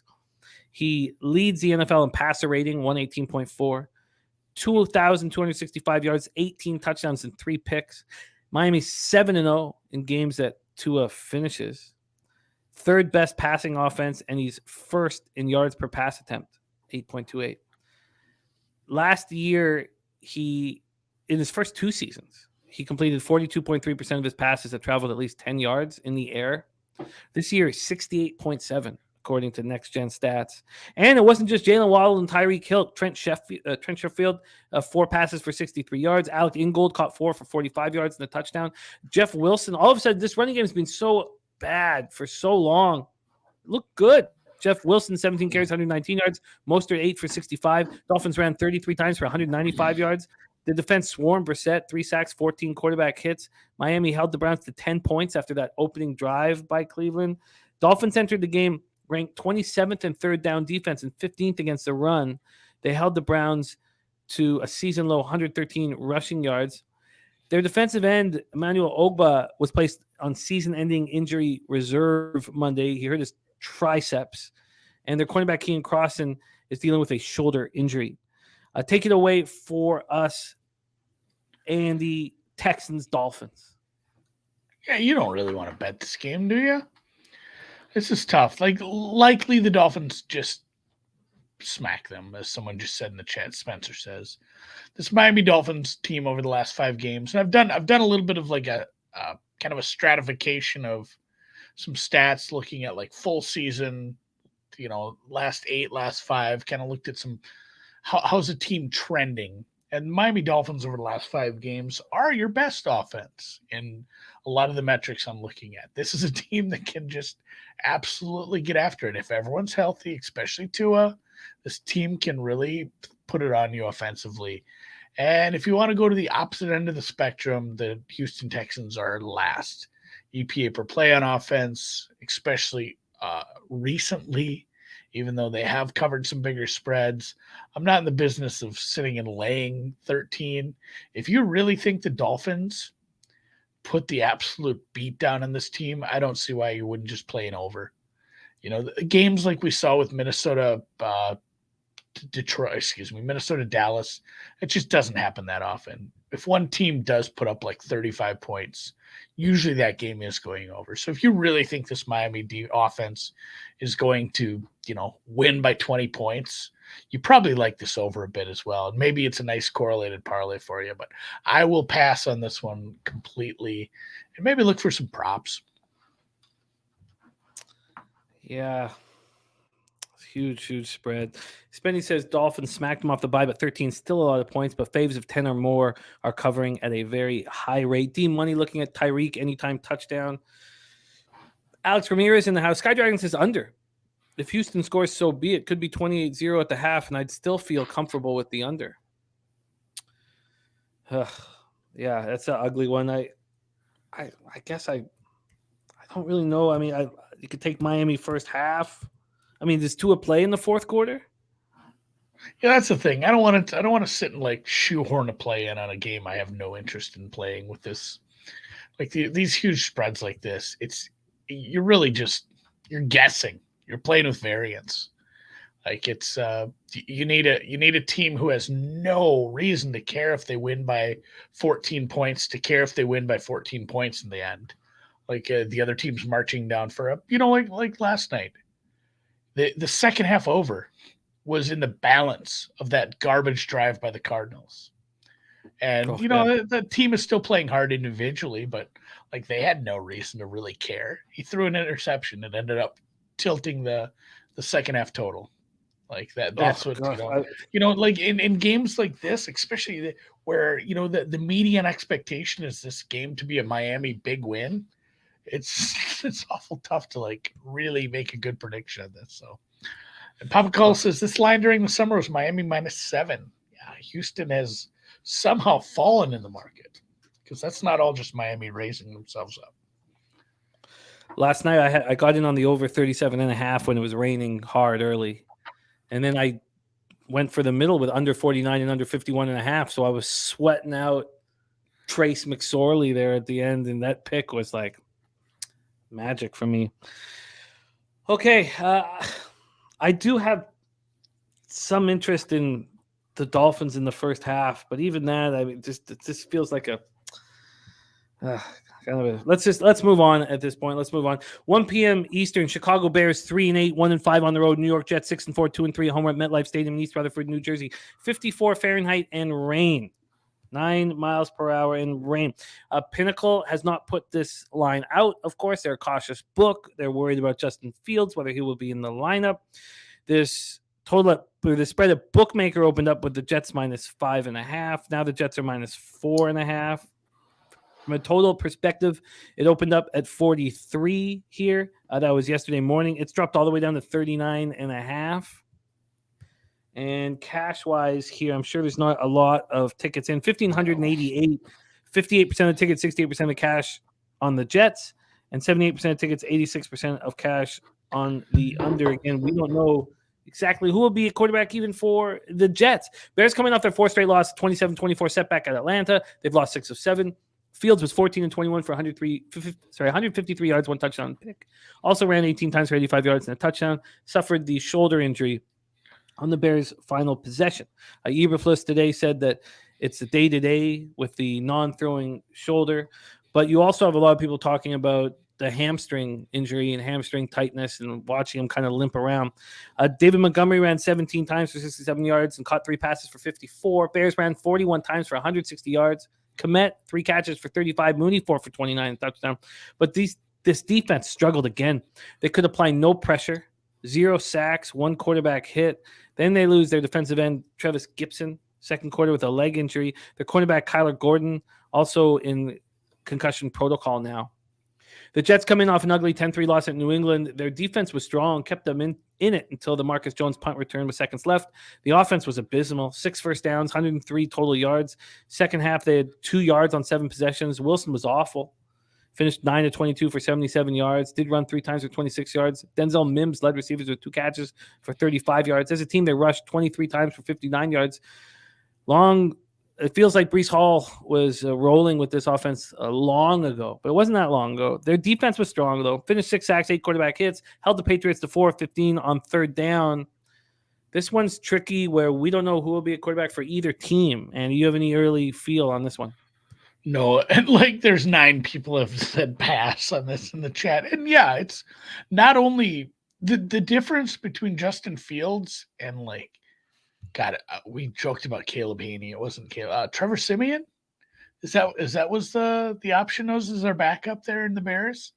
Like, and then the fact that it doesn't seem like Salah's super happy with, and obviously just from performance reasons, you can't be happy with Zach Wilson, but also just him not being a leader, saying the wrong things in those press conferences, not taking any accountability.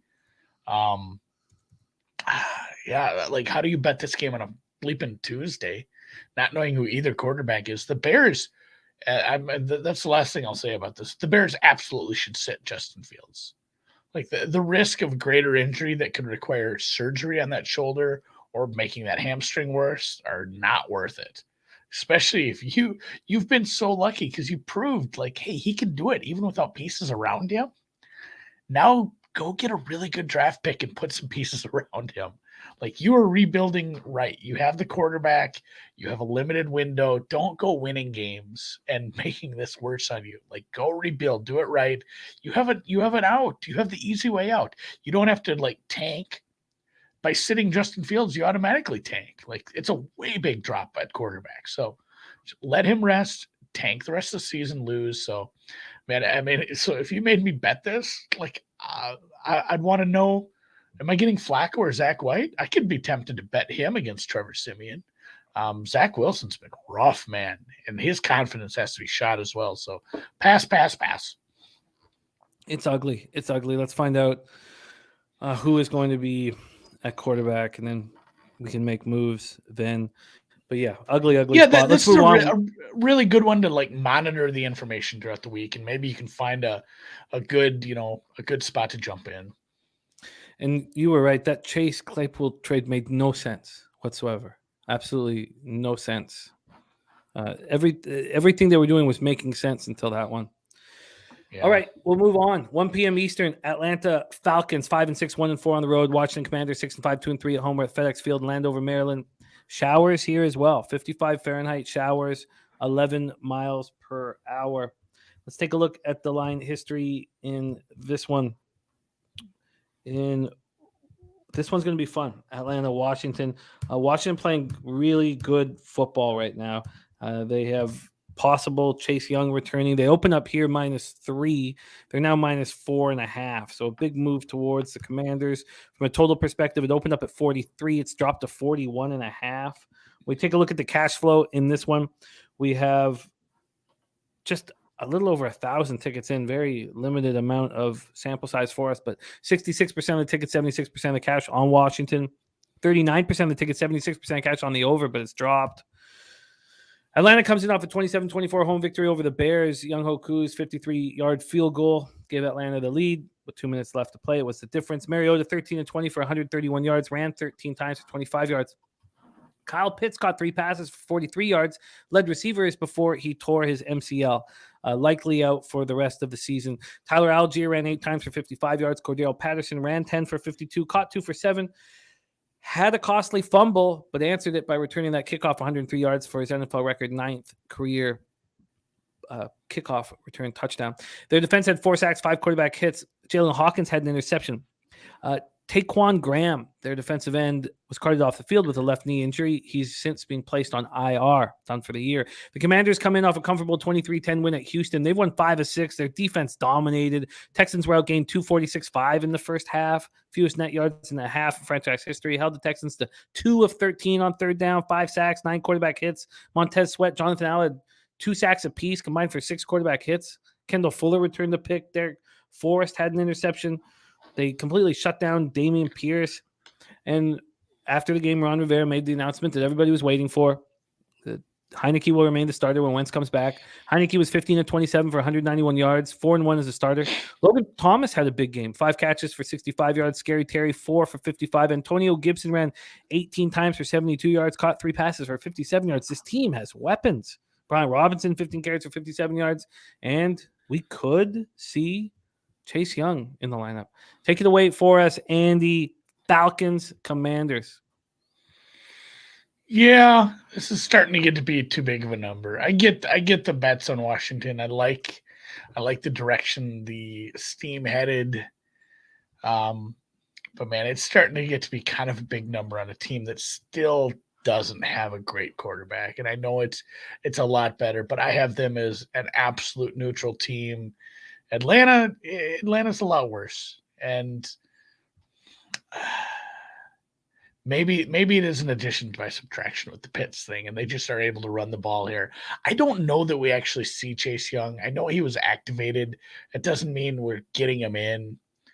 4 is a lot of points here for a couple teams towards the middle of the pack, but and I feel like I made my money early in the season off the Falcons, and I can just rest on that, and not bet these Falcons games anymore. Like I might be done with that. I like the Commanders. This is and I talked about this earlier with Drew. I said this is like these are the first 2 teams out of the playoffs right now as it stands, and obviously Washington probably can't win their division with the Cowboys and Eagles so far ahead, but they can get in on a wild card. They could, they got to play the Giants at twice. Falcons can win their division if Tampa Bay, doesn't turn around, doesn't kick it into gear. They absolutely, if they win this game, they're live to win the division, which is just stupid. So, I think whoever loses this game might be in shutdown mode, and it's probably going to end up being just close on this one. I think we end up with a 3-ish point win. There's a lot of situations where this is just 23-20. Like the side and the total are really good, and the Commanders win a close one. So, yeah. And I'd like to hear if Chase Young's back too. I don't think that makes a difference. You're not going to see the line bump up, but Man, yeah, laying 4 with Trevor Taylor Heineke seems like an awful lot. Maybe a bit of an overreaction on this team it hasn't beaten good teams yet. Yeah, and as Birdie's saying, he's just going to wait. He thinks that this could even continue to climb, get an even better number on Atlanta. Alex Ramirez, though, wanting the Commanders. This rush defense is being so good by Washington's rush defense, and that's a way to hurt this Falcons squad. So I can understand the move towards them, but it is getting pretty high. Sharpie says, but are the Falcons a good team? Seems like another spot for Washington versus a bad team. Okay, well, I can understand having interest in the Falcons at this point here. But right now, it's big bets are coming in. Lots of bets are coming in. It's all Washington all the time. What up, Big Show Picks in the house? We also got Birdie joining us. Let's move on to the next spot on the board. 1 p.m. Eastern, Denver Broncos 3-7, 1-4 on the road at Carolina Panthers, 3-8, 3-3 at home. Bank of America Stadium, Charlotte, North Carolina, 61 Fahrenheit, mostly sunny, 14 miles per hour. And we went back to the well again on the under with the Broncos, and we cashed again. And now this total is getting very low. But we know what happens with Carolina at home. They don't score, and they play good defense. But Pinnacle's moved it to 35.5. Broncos open up -2.5 and -110. They're now -2.5 and +103. There was a 12-cent move towards these Panthers at 4 o'clock today.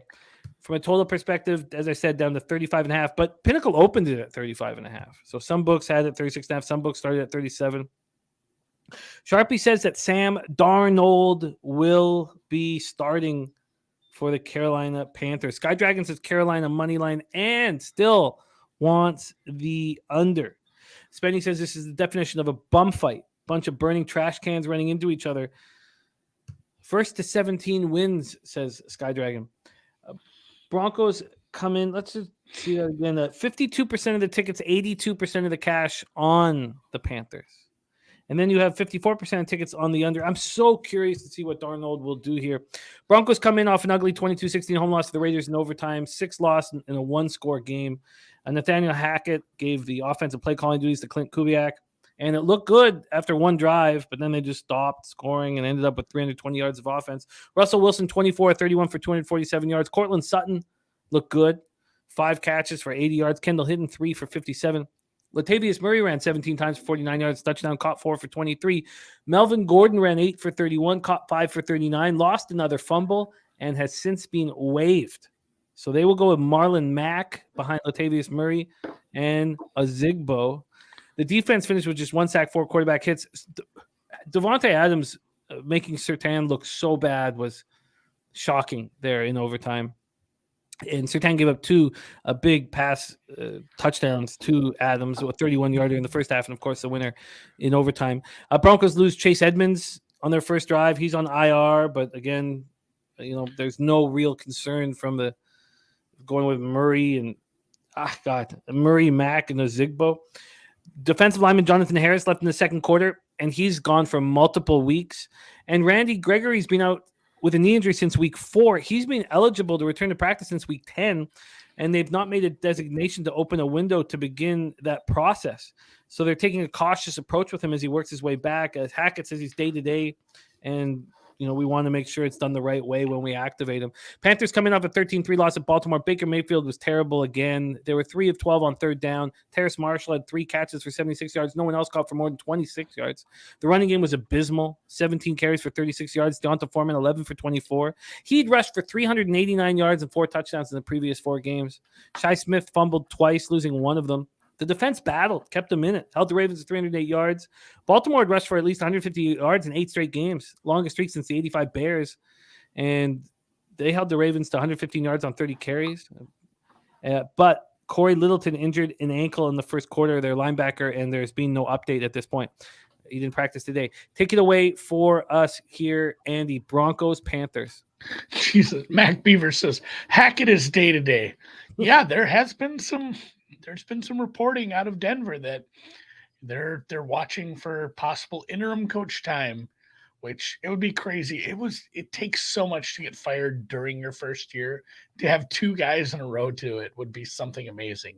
And I mean, Urban Meyer was a completely different case. I mean, he was just a shitheel. Hackett is just super bad, in way over his head. This Denver offense has been abysmal. Again, the stat that floats around every week is like, hey, if they scored 20 points every week, they'd be like 9-1. Like it's almost got to feel horrible. It's like the same conversation we had with the Jets. Do you feel like you let your defense down, Zach Wilson? Like, why aren't we asking Russell Wilson that every week? Because he's supposed to be a good quarterback, a leader of men, someone who elevates this offense. And this offense has been horrible. And this defense has been championship level. This is one of the better defenses you'll see. And it's just not any fun because the team isn't winning. It's a trash product. And yeah, I'm tempted to take this under. I won't because it's finally it's too low for me to take a Denver under, as many of those as I've taken this year. But Christ on a bicycle. Do you remember when they started a wide receiver at quarterback and essentially had, a bunch of players missing for COVID, Jimmy? The Kendall Hinton game? That total was higher than this. They started, there's a game where you started Kendall Hinton at quarterback, and the total is higher than a game you're starting Russell Wilson at quarterback. That's the state we're in. And of course, the defense makes a big difference here. And the fact that the Panthers have been pretty bad, and that's a sad sack franchise right now that's traded pieces away and now is starting Sam Darnold, which I don't know if he gets some sort of bump. Sometimes you do get a bump off that just based on we don't have film on this guy this year. I don't know what the game plan is. They might catch us by surprise a little. If you made me bet this, I'd probably bet on Sam Darnold, which feels horrible. So the total's too low. Even saying what I said, I can't bet money on Sam Darnold right now. So this is another pass. This is a bad week, Jimmy. There's a bunch of bad games. Like, people asked why they didn't flex a game into Sunday because there aren't any good games this week. The fun ones are on Thursday, guys. What about the Broncos team total under here? You can get 19.5. It's not horrible. And that's the other part too. I talked about the Denver defense being historically good. Like, Carolina's defense has been sneaky good, despite, at season they're tanking, playing with an interim coach. Burns is great. They have some good secondary pieces. Like, this is a decent defense. Like I said, I was very tempted to just say the hell with it and bet this under. But no, I mean, once you start dealing with a team like Carolina, who they are basically, it's Carolina and the Bears, I think, that are in a race for the second draft spot. If I'm Carolina, I would be wanting to lose some games. And again, players don't tank, organizations do. So no interest in the bum fight this week. I love bum fights myself. I think the Broncos team total under is probably the best angle that I can find in this game. I'm very curious to see what Sam Darnold will do. We just keep cashing these Broncos unders week in and week out. And I wouldn't mind. Finally, they just said, whatever, it's 35 this week. I dare you. I got a 36 here, Yeah, it's 35.5 most places, I think, right now. So, Brady says similar spot to the Raiders last week for Broncos. In my opinion, it's Broncos or nothing, and I choose nothing, says Brady. Harold Williams says Broncos have no choice but to win this game. Carolina, a bad team. We see what their defense does at home, and it's strong. Yeah. I don't know. I'm interested. I'm interested. The Broncos aren't going to be able to run the ball, and you got some wind at 14 miles per hour. It's pretty nice, actually, in Charlotte, 61 Fahrenheit. I'm interested in the Broncos team total under here. Let's keep rolling. Next up, we have 1 p.m. Eastern. Baltimore Ravens 7-3, 4-1 on the road. Jacksonville Jaguars 3-7, 2-3 at home. We're at TIAA Bank Field in Jacksonville, Florida. 72 Fahrenheit, partly cloudy, 12 miles per hour. We'll go over to the line history in this one. Baltimore, Jacksonville. We have, get this going. We have Baltimore opening up at -3.5 at -106. They've taken 9 cents, but that hasn't always been the case. It opened with a bunch of money moving on Baltimore, and then it came back. Then there was Jacksonville money, and you could have got today at 4:41 p.m. You could have got Baltimore -3.5 at -103, which means it wouldn't have been too expensive to get them at -3. but it's back to them being juiced at minus 115. From a totals perspective, it opened up at 45.5. It's dropped 2 points to 43.5. And when we take a look at the cash flow here, we have slight line value on the Ravens, 2,887 tickets in, 68% of the tickets, 91% of the cash on the Ravens, and then 96% of the tickets on the under, and we don't have a cash flow yet on that one. Ravens come in off an underwhelming 13-3 win at home over Carolina, now won 4 straight, 12-3 under Harbaugh after a bye. Ravens have had the lead in every game this season by double-digit points at some point, which is just a wild stat. Lamar Jackson, 24-33, 209 yards, ran 11 times for 31 yards and a touchdown. Demarcus Robinson caught 9 for 128. Mark Andrews returned to the lineup and looked strong, 6 catches for 63. And Harbaugh still waiting for Deshaun Jackson to fully recover from the hamstring injury he suffered in his Week 9 debut. There was talk that Gus Edwards would return to the lineup, but he remained out. So he said Harbaugh said that Gus wanted to go and that Harbaugh kept him out. Kenyon Drake led the ground game with 10 carries for 46 yards. Baltimore had rushed for at least 158 straight, longest streak since 85 Bears, and Carolina held them to 115. They held the Panthers to just 205 total yards. Panthers 3-12 on third down, improved their turnover margin, this Baltimore Ravens team, to +9. They have at least one takeaway in 12 straight games. 4 sacks, 7 quarterback hits. JPP and Marlon Humphrey had picks. Their safety, the rookie safety, Kyle Hamilton, left in the third quarter with a knee injury. Their tackle, Ronnie Stanley, left with an ankle problem. Both are trending to play. Both are expected to be back, and Rashad Bateman underwent successful surgery for his season-ending foot injury. Jaguars come in fresh off their bye week. They dropped 6 of 7. They were last seen that 27-17 loss at KC. Lawrence went 29-40 for 259 yards and 2 touchdowns. Kirk caught 9 for 105 yards and 2 touchdowns. The Chiefs were just what they've been doing week in and week out, putting up 480 plus yards. The Chiefs were 7-10 on third down. We expected, I would love to hear your thoughts on this Jacksonville defense, because we expected them to be much stronger. Devin Lloyd started out the season by winning Rookie of the Month in September, and he was benched back-to-back games. Chad Muma took over more snaps. Then you have Trayvon Walker, 2.5 sacks, and not being very good. Shaquille Griffin, the highest paid player on their team, on injured reserve with a back issue. Jaguars are 27th in the league with 16 sacks, and they spent so much money on their front. I mean, you have Fadukasi, Oluokin, Arden Key. Those deals alone were $75 million. They've allowed 10 pass plays, gaining at least 25 yards in their last 5 games. They're just not nearly as strong as we expected. And shout out to our Big Show Picks giving a Pub Sports membership, and Terry Walker grabbing it. I love that. Take it away for us here. Are you surprised the Ravens are such small favorites against the Jaguars, or do you think the Jaguars are a sneaky home dog here coming off the bye? Yeah, and a couple people in the chat are bringing up the Ravens run game. That is the real fly in the ointment for me, because from a pure power number standpoint, Baltimore Ravens are the 3rd best team in the AFC for me, and they're not all that far behind the Bills and the Chiefs, honestly. And if they got fully healthy, they would be a very big threat to either of those teams to win in the playoffs. They have a dynamic quarterback. They have probably just as good of a coach as either of those teams, and they're an experienced squad. The injuries to the running backs have been troubling, and I know they don't have the most dynamic receiving core. Mark Andrews is a big help for that, though. Having a big tight end, getting him back healthy is important. It is a road game. Jacksonville is off the bye, but even if we give them some credit for that, I can't get this to 3.5. I still have Baltimore favored by like 5 here.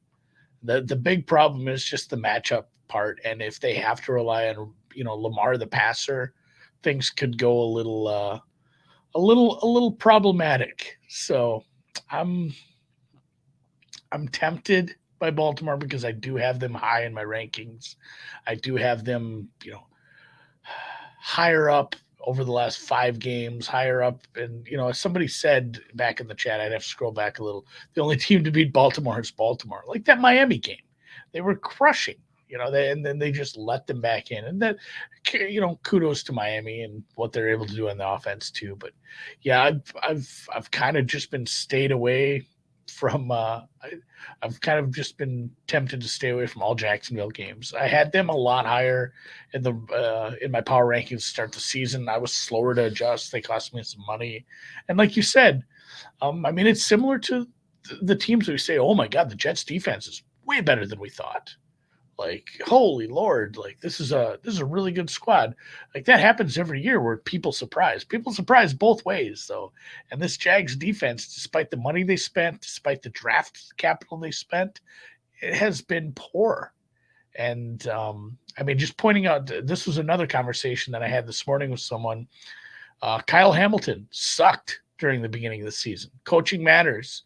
They were using him improperly. Ben Solak pointed that out to me. He said they were using him. He sucked because they were using him at free safety, but they have a smart enough coaching staff where they moved him around, got him in the position he should be in, and he's playing much better. Like, it's a team that doesn't just draft well, but they develop well, and they're getting better as the season goes on. On a neutral, I'd make Baltimore like 7. So I'm tempted to play it. I'm just a little sketched out by probably the injuries to these running backs. I may add this one later in the week, especially if we get some cheap 3.5s. Do you have interest in the total at all here before we move on to afternoon games? No, that's pretty fair. The totals have really shaped up well this week. Yeah. And the totals have been a huge moneymaker for me, much better than sides, but I'm hesitant right now. So maybe a possible move for you on the Ravens here. Okay. All right. Let's move on to afternoon action. We start with 4:05 p.m. Los Angeles Chargers 5-5, 3-2 on the road at the Arizona Cardinals 4-7, 1-5 at home. We're at State Farm Stadium in Glendale, Arizona. We have these Chargers opening up -4.5, -106. No movement. Opened up at noon today at Pinnacle. No movement. From a total perspective, opened up 47.5, slightly juiced to the under, no movement. Probably not a lot of tickets in. Let's take a look at how many are in. Just 365 and 75%, 77 on 75% of tickets, 77% of cash on the Chargers. But as I said, no movement. Chargers come off a tough 30-27 home loss to the Chiefs. They were up 20-13 at the half. Third straight year, the Chargers have had a late lead at home against the Chiefs, and they can't seal the deal. Herbert, 23 of 30, 280 yards, 2 touchdowns and a pick. Joshua Palmer caught 8 for 106 and 2 touchdowns. Keenan Allen returned to the lineup and looked strong. 5 catches for 94 yards, did lose a fumble. Mike Williams re-injured his ankle after a 15-yard reception in the first quarter that hurt. Austin Eckler looked good. 19 carries, 83 yards, touchdown, caught 2 for 17. The offense was 8 for 14 on third down, but they couldn't stop the Chiefs and couldn't get when it mattered and couldn't get pressure on Mahomes. And Chiefs put up 485 yards. The Chargers finished with 1 sack and 6 quarterback hits. Linebacker Kenneth Murray came out in the third quarter with a neck injury, and Nazir Adderley has a thumb injury. Again, they didn't practice, or those two didn't practice, so we're still going to have to wait and see how bad that injury is for those two. Cardinals are on a short week after an embarrassing 38-10 loss to the Niners Mexico City on Monday night. Kyler Murray still out with a hamstring injury. Colt McCoy could not conjure up the magic he delivered at SoFi. 24-34 for 218 yards and a pick. Dortch was excellent, 9 catches for 103 yards. And, you know, he had to be when Rondale Moore went down with a groin injury. Rondale Moore not expected to be available here, but we'll see their practice this week. DeAndre Hopkins, 9 catches for 91 yards. Dortch was awesome. I really thought he looked good out there. James Conner ran 14 times for 42 yards and the touchdown, caught 2 for 12. The defense looked feeble. Couldn't get stops, couldn't get pressure. Niners finished 6 for 11 on third down. The defense finished with no sacks and 4 quarterback hits. And, you know, there's no Byron Murphy, the cornerback. He's back injury. There's no DJ Humphries protecting whoever is at quarterback. And Zach Ertz is out for the season. And then they lose Rondale Moore. Take it away here for us. Is this a smash spot on the Chargers, an angry Chargers group, or do you think maybe there's value on the home dog here? Take it away for us, Chargers, Cardinals. I don't think Murray plays. I'm going to play the Chargers. I found a cheap 4, just adding it. Like I think it's a bit of a midway number, tilted maybe a little bit towards this being a Colt McCoy again. There's a decent drop off there, and this is again a weakness of a team that you can't take advantage of. The Chargers can be run on, but you don't have the running game to do it, nor will you have your running quarterback. So I found the Chargers at a 4. I played this, and Birdie's hitting it on the head. It's a rough week. Not very many bettable games. Sometimes it's just a week like that where, you know, you just got to protect the fort, take it easy, don't get too nuts. And yeah, I'm taking some Chargers here. The health of the receivers makes a big difference. They absolutely should have won that game. It's just tough. Like, what do? You give Patrick Mahomes a minute and a half, he's going to beat you 8 times out of 10. Like, that was a really nice drive, especially for a team that struggled in the second half. Outside of that, they haven't made the best halftime adjustments. I know I don't love Staley. I think he was at a big coaching disadvantage. I don't think that's the case this week. Cliff may be one of the worst in the league, honestly, at this point. Team seems to have given up a little bit. And then, yeah, your receivers are getting injured en masse, not only receivers, but tight ends. You don't have a running back, and your running quarterback is probably missing. I think he's gone until after the bye. And at that point, I'm not even sure what the point of playing is if the injury continues to linger. So I think we are getting Colt McCoy again. I hate to put my neck out on something like this on a Tuesday, but that's the grapevine right now. Yeah, I mean, that's part of what we do sometimes, betting on an injury angle that can really work. And even if it's a hobbled Murray, maybe I'd take that too. You know, if he doesn't have the side of his game where he's running effectively as a scrambling quarterback, put him in the pocket. I'll take that too. Yeah, the Cardinals look finished. Yeah, they look. It's not the Niners. The Niners are a better team, obviously, than the Chargers, but it's still not a great matchup. Andy moving on the Chargers -4. We can get you a -4, -115 right now at Bet Chris. I'm interested, and even on the first half of -3, feels like a nice number. We know what Arizona does at home this year. They're 1-5 straight up. So the weirdest split in NFL is Arizona just not being able to play well at home. It's because nobody's actually from Arizona. They've all just moved there. Yeah. Also, I mean, Cliff Kingsbury has a winning record as a dog straight up and a losing record as a favorite straight up. I mean, that's just the craziest shit I ever heard. I mean, that's just, how can you trust a coach who has a record like that? I mean, it's just, you can't. Alex Gagnon says, humid, rainy elevation game. I would not count that Mexico game for much. Hey, you got to count it for something. It's still a football game they prep for. And, you know, it's going to be really, really struggled to win a game with your backup quarterback against a pass rush like that. But this is a very good pass rush as well. The Chargers need to put some W's on the board. Like, this is a must-have game, all hands on deck. I know Mike Williams probably not going to be in the lineup, but they're going to be going after it. So I think that move, I like that move. I like where you're at there. I'm interested. I'm quite interested. The problem is, obviously, we're, selling Arizona very low. But other than that, everything makes sense from an edge and angle standpoint. Andy's moved on the Chargers -4, -115. I'm very interested. Let's move on to the next spot on the board. 4:05 p.m. Eastern. Las Vegas Raiders 3-7, 1-5 on the road at Seattle Seahawks, 6-4, 3-1 at home. We're at Lumen Field, Seattle, Washington. Showers, 44 Fahrenheit showers, 6 miles per hour is the wind. Start off with the line history here, and we have the Seahawks opening up at -3.5 at Pinnacle at -106. I know there is threes available at some other offshores, but Pinnacle -3.5, -106, which is where it is right now. The 3.5 got up to -115, ends being down as low as -103, but it's back where it started, -106. Total opened up at 47.5, slightly juiced to the under. It's now slightly juiced to the over. Take a look at the cash flow here. We have here we go. Just a little over 1,000 tickets in. 61% of the tickets, 70% of the cash on Seattle, and then 90% of the tickets on the over. With such a small sample size, it's not really helping us much. You can tell by the amount of tickets that are in that everybody's a little put off by the action. Oh, they got Black Friday shopping to do. 47.5 -107. So it's a 2-cent move with all of the early action moving on the over. And Spenny looking at the Chargers team total over 26.5. Interesting. All right. Let's get to work here. Raiders coming off that 22-16 overtime victory at Denver. First win in 7 one-score games this season. Derek Carr, 23 of 37, 307 yards, 2 touchdowns. Maybe crying at the podium helped. I guess. I don't know. Devontae Adams caught 7 passes for 141 yards, 2 touchdowns, including the game winner in overtime. Matt Collins caught 6 for 52. Josh Jacobs ran 24 times for 109 yards, caught 3 for 51. They put up 407 yards, but still, you look at X's and O's. They were 3 of 11 on third down. They're losing all the one-score games. Who do you point the finger to? And you point the finger to the coach. Max Crosby was spectacular, though. Wow. 6 tackles, 2 sacks, 3 quarterback hits, forced fumble, blocked field goal. Guy was magic. He just does it all. Crosby is 9 of the Raiders' 14 sacks on the season.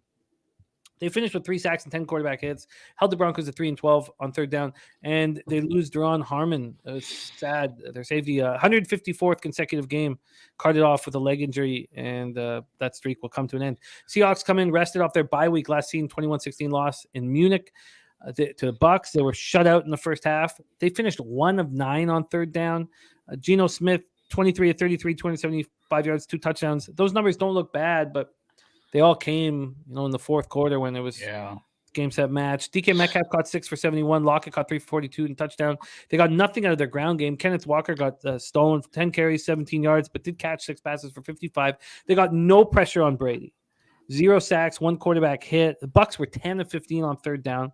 They entered the game, the Bucs, with the league's worst rushing attack. They put up 161 yards. Seattle should get Trey Brown back following the bye week. He's been out for over a year. That will help at corner. All 4 of Seattle's losses have come when it's allowed more than 150 yards rushing.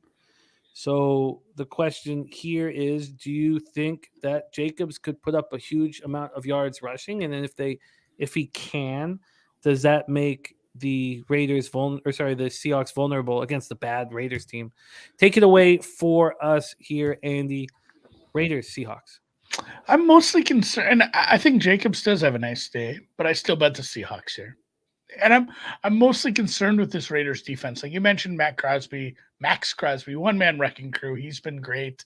Put a couple hats on him, roll the other way, run away from him, pull some guards, chip him with a tight end. I don't care. Stop him, and I think you're going to be fine against the secondary. You have the weapons. We finally had a bad Geno game. Weird spot in Germany. They're rested. They're at home. I make this a 4.5.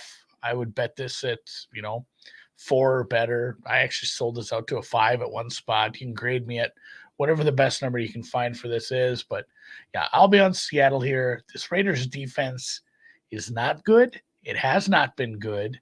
It has not been efficient. It's just kind of been masked by the fact that they got to play the sad sack Broncos last week. This is crazy.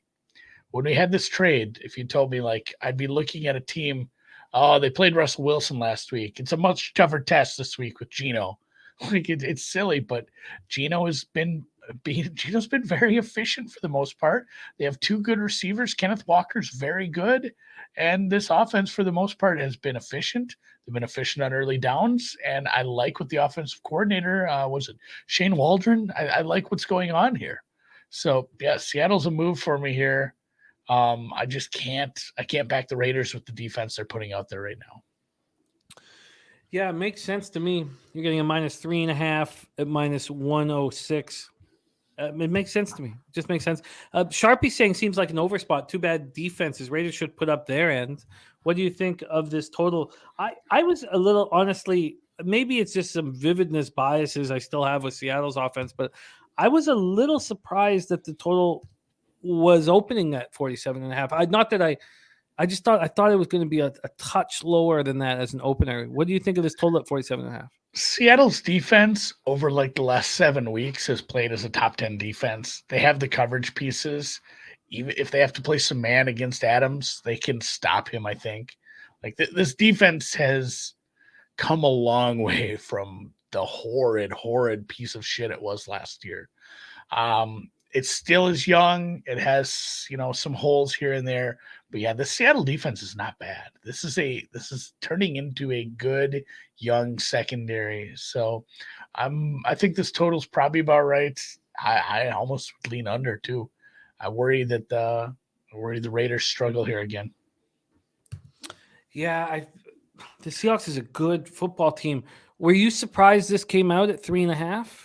Did that surprise you at all? I mean, it's still kind of where I guess the market would have had them 3.5, 4. Like I'd always pretty much planned on betting this one. Alex Gagnon said Raiders whole teams, Adams and Jacobs, no Renfro, no Waller. That's not an offense to trust. And I hope we see Trey Brown out there. I love when these guys can come back from these really tough injuries, and it just sparks everybody. And this is a good football team. It's a good Seahawks football team. I'm very interested in your action. I think I'm going to join you. Andy getting the Seahawks -3.5, -106 is available right now at Pinnacle. 4:25 p.m. Eastern. Next up, LA Rams 3-7, 1-3 on the road at Kansas City Chiefs, 8-2, 4-1 at home. Arrowhead Stadium, Kansas City, Missouri, 46 Fahrenheit, partly cloudy, 8 miles per hour is the wind. We'll start with the line history in this one. We have nothing at Pinnacle, of course, with the questions at quarterback for the Rams, but Bookmaker opened this up at +14 for the Rams. It's now +15. That 14 lasted for 13 minutes before it moved to 15. From a totals perspective, opened up at 44 at -110 and has not moved. Cash-wise, just 643 tickets in. 63% of the tickets, 97% of cash on the Rams, but very small count. 51% of tickets on the under, no cash yet. Rams coming off a 27-20 loss at New Orleans in their first game without Kupp. Stafford, 11 of 18, 159 yards, 2 touchdowns, no interceptions before being pulled with a possible concussion. After the game, the Rams said straight up that he's not in concussion protocol, that we are taking him out as just precautionary. We're thinking about Matthew, but he is, in fact, in concussion protocol. Bryce Perkins came in. Wolford started in week 10, but he was unable to suit up last week with a neck injury. It is expected that Wolford will be under center, but we'll have to see. Tutu Atwell caught one of those TD passes, 62 yards for his lone catch. Allen Robinson, 447. Higbee, 445. Leonard Floyd and Greg Gaines combined for 4 sacks, 5 quarterback hits. And Sean Robinson left in the first half with a knee injury, defensive tackle for them. Chiefs coming off a 30-27 comeback victory over the Chargers. 11th time in the regular season that Mahomes has had a game-winning drive in the fourth quarter. I mean, guys, it's just so good. 20-34, 329 yards, 3 touchdowns, missing key pieces at wide receiver. Kelsey gets 6 receptions for 115 yards, 3 touchdowns. And then all of a sudden, Justin Watson and Sky Moore are dangerous. Pacheco ran 15 times for 107 yards. The defense got pressure, but they couldn't slow the Chargers down. The Chargers were 8 of 14 on third down. The Chiefs had 5 sacks and 10 quarterback hits. Clyde Edwards-Helaire suffered an ankle injury in the first quarter. Kadarius Toney strained a hamstring in the third quarter. Even Thornhill had a calf injury in the second quarter. None of them returned to the game, and updates soon. I don't have them at this point. Take it away for us, Rams, Chiefs. Yeah, under. Like, this could just be a blowout and Kansas City just coasts. It's probably a second half look for me. Similar to the Miami game, I have no interest backing teams with huge favorites. I did get involved a little bit. I mentioned this, and I say, just like you guys do on Monday nights, I got involved a little bit with the Niners once it became apparent that the Cardinals had nothing to offer. Maybe this is a similar case here, but I'd almost rather watch part of this game and bet Kansas City -18 than take some pregame in this one and be tied to it.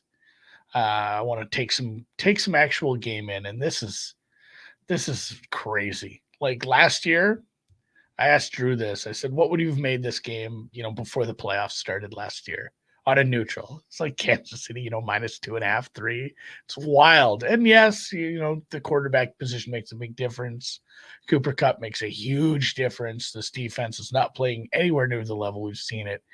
This is nuts. This is nuts how big the spread has gotten. And yeah, I won't be betting into this game unless I get into it live. Like I have no feel how bad Kansas City wants to put it on them, because we've seen this a few times this year where, the Arizona, Tampa, a couple games where if Kansas City wants to bring out the good plays and really pour it on offensively, the 14.5 isn't close to enough. I win by 30. At the same time, nobody should probably be favored by 14.5 in the league right now. So bit of an enigma, a conundrum, and won't be getting any of my money until we get to it live. Yeah, I mean, you have a couple spots where we have these huge, there's a bunch of spots really where we have these huge favorites. Dolphins at 13, Chiefs at 14.5. I would think that the Chiefs would be the most appealing here. feels like the Rams have just, thrown in the towel. And Mac Beaver says Rams organization is tanking. But do you really want to get in pregame on the 14.5? I don't know. It's just a huge spread. What do you think of his total at 44? Yeah, it's same kind of deal. Like it's the exact same handicap as if Kansas City wants to put it on this defense, and if they have some ill will, I guess, and they want to bring out the good plays for a game like this, non-conference game in the late part of the season, they could hit this total themselves. So no opinion, it's a super tough game to have. I do not think that Andy Reid would do that though. I don't think he would do that. What's the point? I mean, they have all the confidence in the world. Yeah, it might just be a case of even the backups are scoring on this team right now. Because the Rams' problem is not their defense. I mean, I feel like it hasn't played that well though. I mean, still it hasn't been a top defense like we've seen in the past, and truly right now, like the Rams defense over the past like 6-7 weeks. It's right in the same boat as like Green Bay and the Jacksonville Jaguars. It's not been a very good or efficient defense. I'm interested in this under 44. I don't see any reason why the Chiefs will try and win by margin. And they just want to get. Yeah, and people are joking about what do they have to tank for? They don't, but at the same time, like I wouldn't play Stafford. Like even if he passes concussion protocol, he's got a hurt elbow. He's just coming off 2 concussions. Like, what are you playing for? Get him healthy for next year. Try to regroup, which they might just be screwed, blued, and tattooed anyway. I'm interested in the under 44. I'm not sure if I'll need to rush on it or move on it. What did I say? Where was it? Sorry, I know we need to move on here, but what was it at Pinnacle right now? Is it? Yeah, it's still just 44. Oh, Pinnacle didn't put it out. Let's see what BetOnline has it at. BetOnline is it. Opened it at 45. Oh, that was a week ago. But when they opened it up on Sunday night at 45, it dropped to 44. I think this game goes under. All right. That's the Rams, Chiefs. Let's move on to the next spot, 4:25 p.m. Eastern. Saints, 4-7, 1-3 on the road at the 49ers, 6-4, 3-1 at home. We're at Levi Stadium in Santa Clara, California. 60 Fahrenheit, partly cloudy, 8 miles per hour. Let's go to the line history here for this one. We have these Niners opening up at -8 at Pinnacle. They're now -9.5. From a total standpoint, opened up at 42, now at 44. When we go into the cash flow for this one, we have just 592 tickets in, 50-50 on the tickets, 54% of the cash on the Niners, and then 85% of the tickets, 99% of the cash on the over, but such a small sample size. Saints coming off the 27-20 home win over the Rams. Dalton, 21-25, 260 yards, 3 touchdowns. Olave, 5 receptions for 102. Juwan Johnson, 3 for 47. Kamara had his first good game in a while. Ran 12 times for 42, caught 4 for 47. The defense got pressure. They dominated after Matthew Stafford left the game with a concussion. Finished with 4 sacks and 7 quarterback hits. Peyton Turner was carted off the field in the second quarter with a leg injury. So you have Cameron Jordan and Marcus Davenport. They were ruled out on Friday. And the Saints are lucky. It turns out it's just an ankle sprain. So Peyton Turner could be back there. But, they need Carl Granderson. They've got these young guys stepping up, like Caden Ellis, Carl Granderson stepping up defensively because of, Davenport and Jordan and other vets hurt right now for the Saints. 49ers coming off a short week after their third straight 38-10 win over the Cardinals in Mexico City on Monday night. Now tied with the Seahawks at the top of the NFC West. Jimmy G, 20, 29, 228 yards, 4 touchdowns. Kittle, 4 receptions for 84 yards, 2 touchdowns. Ayuk's only 2 catches. Both were touchdowns. By the way, shout out to Nutflush Allen in the chat who had Ayuk for 2 touchdowns for a huge score. McCaffrey caught 7 for 67, ran 7 for 39. Debo caught 7 for 57, ran 3 times for 37 yards and touchdown.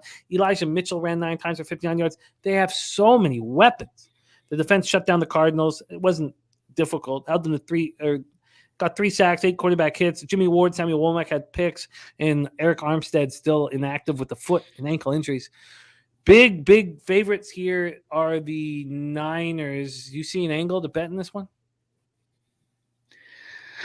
So maybe it's a short week. It's a home game coming off the weird altitude game. Don't you kind of want to fade them coming off an altitude game on a short week, facing a team that actually could run the ball against you. And I get to all that. And then I realize, like, oh, but you're betting on Andy Dalton on the road? Like, is that something you want to really do, even with those amount of points? I'm tempted. I've seen some people tease the Niners. Don't hate that. I think this is a Niners win, but maybe not cover.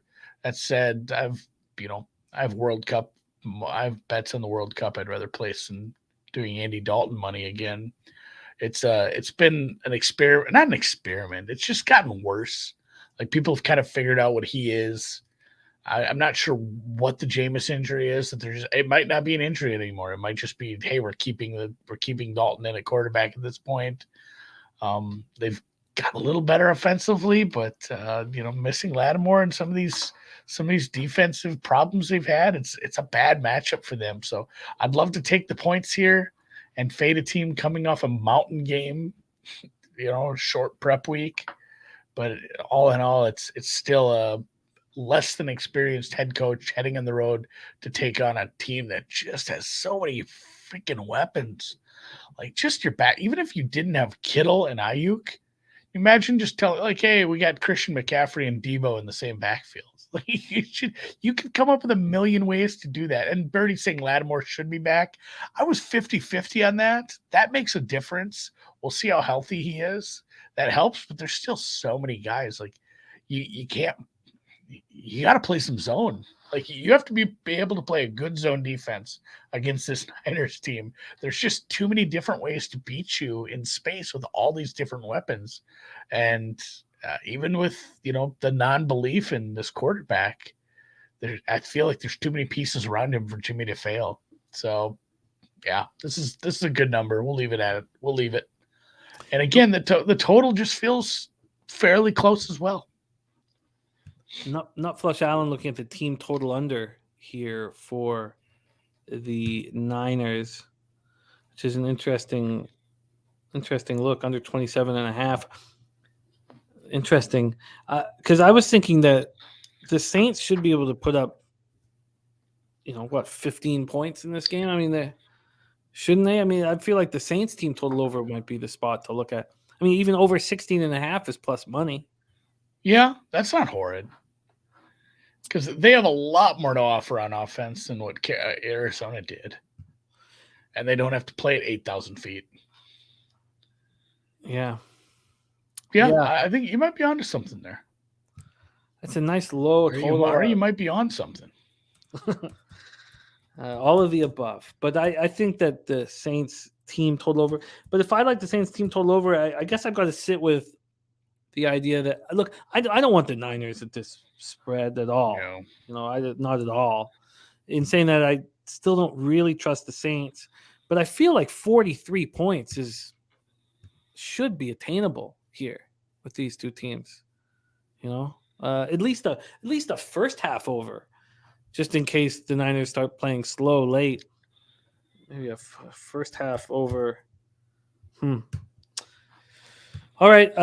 Birdie says, Mike saying Niners team total under. You are thinking Saints team total over. Covering 9.5 seems unlikely. All right. I'm going to need more time here, but I feel that the Niners on a short week feeling really good about themselves make them a little bit vulnerable. Not enough to back the Saints, but I was already interested in this over. A 43 to me sounds attainable. And then the first half right now is at 21.5. God, we can get there. Can we? I'll bless that. I'll bless that for you. Thank you. That's what I needed to hear. I feel like they can get there, and then all right. Okay, that's the 425. We got 2 games left here. We start with the Sunday nighter that we'll be live betting right here on Pub Sports Radio. Again, we're live betting all 3 games on Thursday right here, and I'll be hosting all of them, and I can't wait. We've been cashing at a very, very high rate. 9 of my last 10 live bets on our live streams have cashed. Packers, Eagles, Lincoln Financial Field in Philadelphia, Pennsylvania, 53 Fahrenheit showers, 11 miles per hour is the wind. Let's go over to the line history here for this one. We have the Eagles Opening up -6.5, -113. They're now 6.5, -118. 5-cent move towards them. From a total perspective, opened up at 45.5, has moved to 46.5. And when we go to the cash flow, 1,513 tickets in, 63% of the tickets, 85% of the cash on the Eagles. And then 37% of tickets on the under, but 79% of the cash is on that under that's gone up a point. But low sample size right now. Packers coming off extra rest after losing 27-17 at home to the Titans on Thursday night. They've now lost 6 of 7. Rodgers 24-39 for 227 yards, 2 touchdowns. The offense just 271 total yards. Cobb looked good in his first game in a month. Led the team in receiving with 6 catches for 73 yards. Lazard, 5 catches for 57. Christian Watson, 4 for 48, 2 more touchdowns. He became the first Packers rookie since Max McGee in 1954 to have multiple touchdown catches in consecutive games. The running game has struggled. Aaron Jones ran 12 times for 40 yards, caught 4 passes for 48 yards, 2 touchdowns.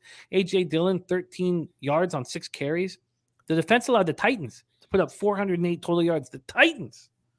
3 sacks, 5 quarterback hits. Rasul Douglas had to pick. Eagles coming off their second straight underwhelming performance. Thankfully, in this one, they still pulled out the victory, squeaking by the Colts 17-16. They won after starting the fourth quarter down by double digits. First time since 2010. A span of 44 games that they won after starting the fourth quarter down by double digits. Won their 7th straight road game. Hurts 18-25 for 190 yards. Ran 16 for 86. Did lose a fumble. Devonta Smith 6 for 78. A.J. Brown 5 for 60. Miles Sanders ran 13 times for 47 yards. The offense struggled, but the defense kept them in the game. 4 sacks, 8 quarterback hits, and held the Colts to just 284 total yards. These Eagles, 9-1, 6.5 point favorites at home. Our razor sharp picks will be at this football game. Andy, take it away for us. The Sunday nighter Packers-Eagles. Yeah, I am worried about it. I'm worried about the Eagles. And I mentioned this before. I mentioned this last week a little. Like, it doesn't seem like they trust Jalen Hurts in crunch time. That scares me a little come playoff time, where there's some teams emerging. The Cowboys and 49ers have emerged as very apt rivals and teams that could, go to Philadelphia, probably win a game. 7's probably too much here right now, the way Philly's been playing. But I do like the addition, and I mentioned this earlier, the addition of some pieces up front. Linval hungry. Like we've got some help for this this run defense that has been able to been beat. So essentially the Eagles just, hey, let's shut down Christian Watson. We've improved our run defense. We should be able to win this game. This number's pretty well set, I think. Like, I don't know if you leaned one way or the other, but I would make this game about a touchdown right now. And a lot of it has to do with, that Green Bay has gotten some things going in the passing game. We saw what they did in the second half versus Dallas. It was a longer week to prep.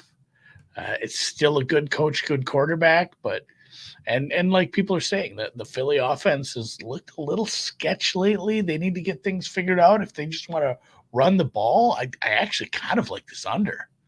So I'm leaning towards this under, but I haven't played anything on this one yet. It's gone up a point, but looks like the early bigger bets are on the under. Terry Walker says, want to back Philly. Nutflush says something off with this Philly offense, but the Packers defense may not be a problem. That may be the equalizer.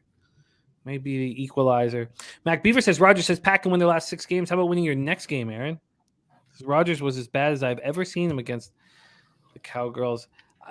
They won the game. That wasn't it was against the Titans where he was completely outplayed by Tannehill. Tannehill was a much better quarterback in that football game. It's shocking here. And now you have showers. Not a lot of wind, but showers. That's an interesting. I mean, this total's creeping up pretty. I did not think we'd get a 46.5. I thought that 45.5, 45, 44.5 even. I'm interested. In the under too. Now we get to live bet this one, but I might want to be in on the under early. Netflix says if Philly gets up, you can watch Aaron Rodgers be in zero hurry to make a comeback and act like he cares. I'm interested. That's wild when they get down, how their offense goes so slow. Like they're still like, let's run the ball and use the whole game clock. That's crazy. And Pie Guy pointing out, if run defenses, but the addition of Ndamukong Suh and Linval, like I think this Philly run defense is going to be improved. Yeah, I don't want the Packers, but I'll be curious to see what happens with this market. And I do have interest in that under with you. I do have interest with this number. And 1777 memorabilia saying Sirianni, 0 adjustments. They figured his shit out. Yeah.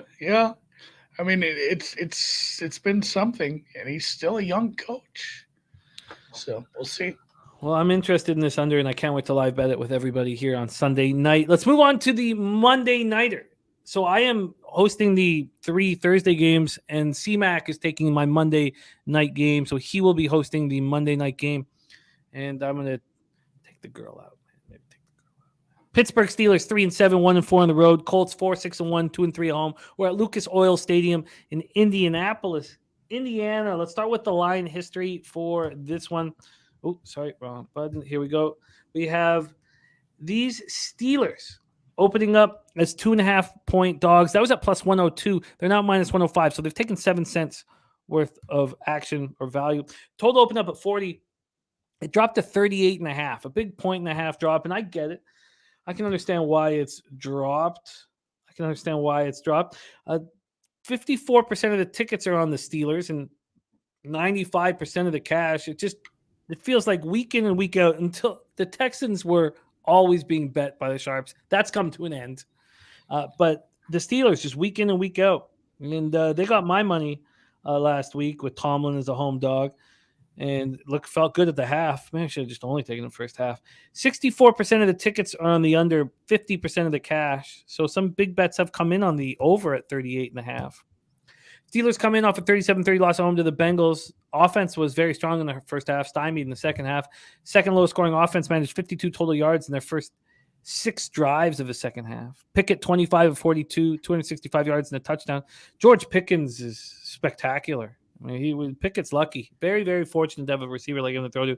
4 catches for 83 yards and a touchdown. Freiermuth, 8 catches, 79. Najee Harris looked pretty good. Ran 20 times for 90 yards, 2 touchdowns, caught 4 for 26. They could simply not stop Burrow when they needed to. Bengals put up 408 yards of total offense. Defense finished with 2 sacks, 7 quarterback hits. Levi Wallace, TJ Watt had picks. Miles Boykin and Jalen Warren got hurt. Boykin oblique, Warren hamstring. Not that big of a deal. But Mason Cole did not start the second half, was replaced by J.C. Hasenauer. Mason Cole dealing with a foot injury, their center. Colts coming off a tough 17-16 home loss to the Eagles. Indianapolis never trailed. The Sharps were all over them. They never trailed until 1:20 left in the game. Saturday falls to 1-1. Ryan 23-32 for 213 yards. Pittman 6 for 75. Paris Campbell 5 for 67. Jonathan Taylor had 22 carries for 84 yards. Did lose a fumble. The Colts defense was strong. They finished with 3 sacks, 4 quarterback hits. They've handled the loss for Shaquille Leonard well. Held the Eagles to 314 total yards.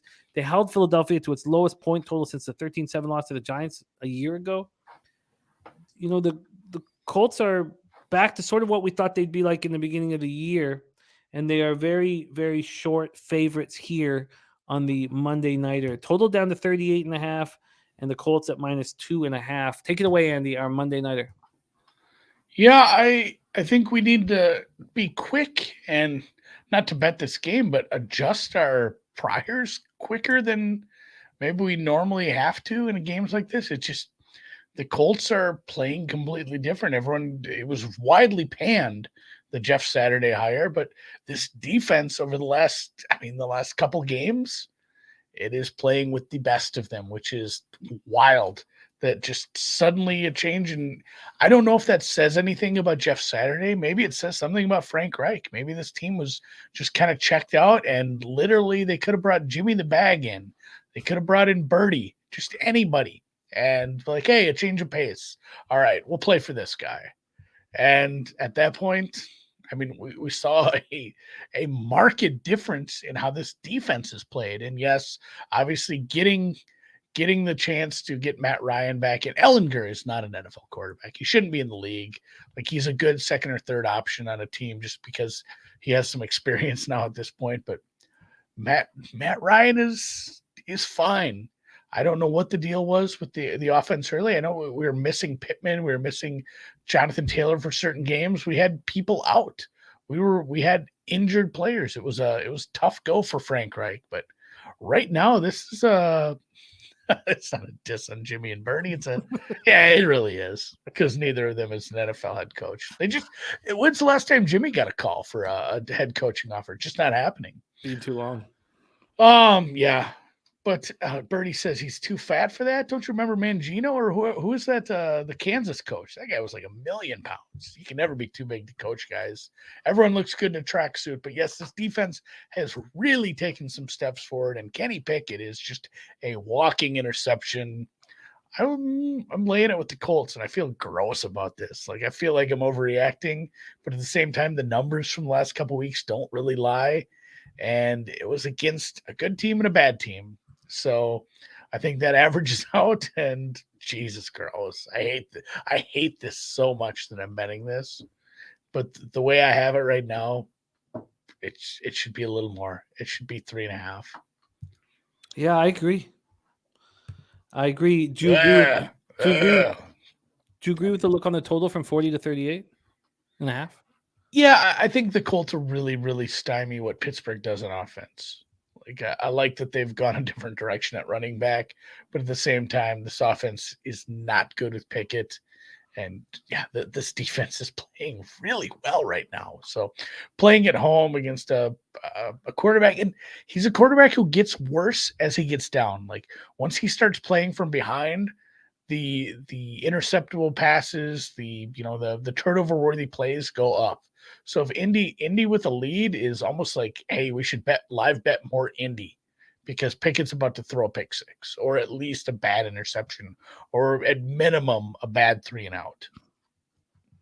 Yeah, I'm surprised the 1-4 on the road Steelers would be less than a field goal in this spot. It's a surprise. It's a surprise.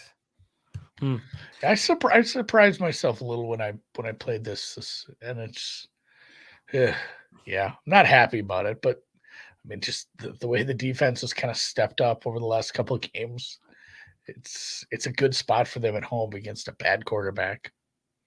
-2.5 at -107 is available right now. Just 1,374 tickets in. Does it surprise you that 54% of the tickets, 95% of the cash could be on the Steelers, or just such a small sample size? It's small sample, and I never worry too much about that anyway. All right, that is every game. No buys this week. Every game broken down. Let's review all action here on Gridiron Gamblers.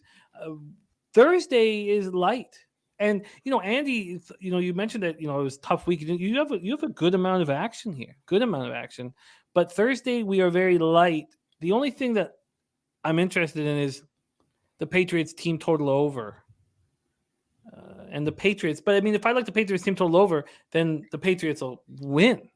So I'm gonna have to, but we'll be live betting all those games here.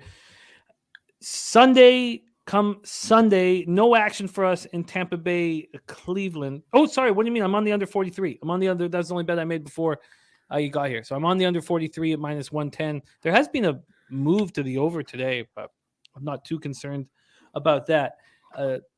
Andy has a teaser with the Patriots +8.5 and the Titans +8. I thought I was going to be on the Titans, but sharps on the Bengals. I don't know if we can call them sharps because the sample size is so small, but I'm going to wait. I'm going to wait and see how this kind of bangs out.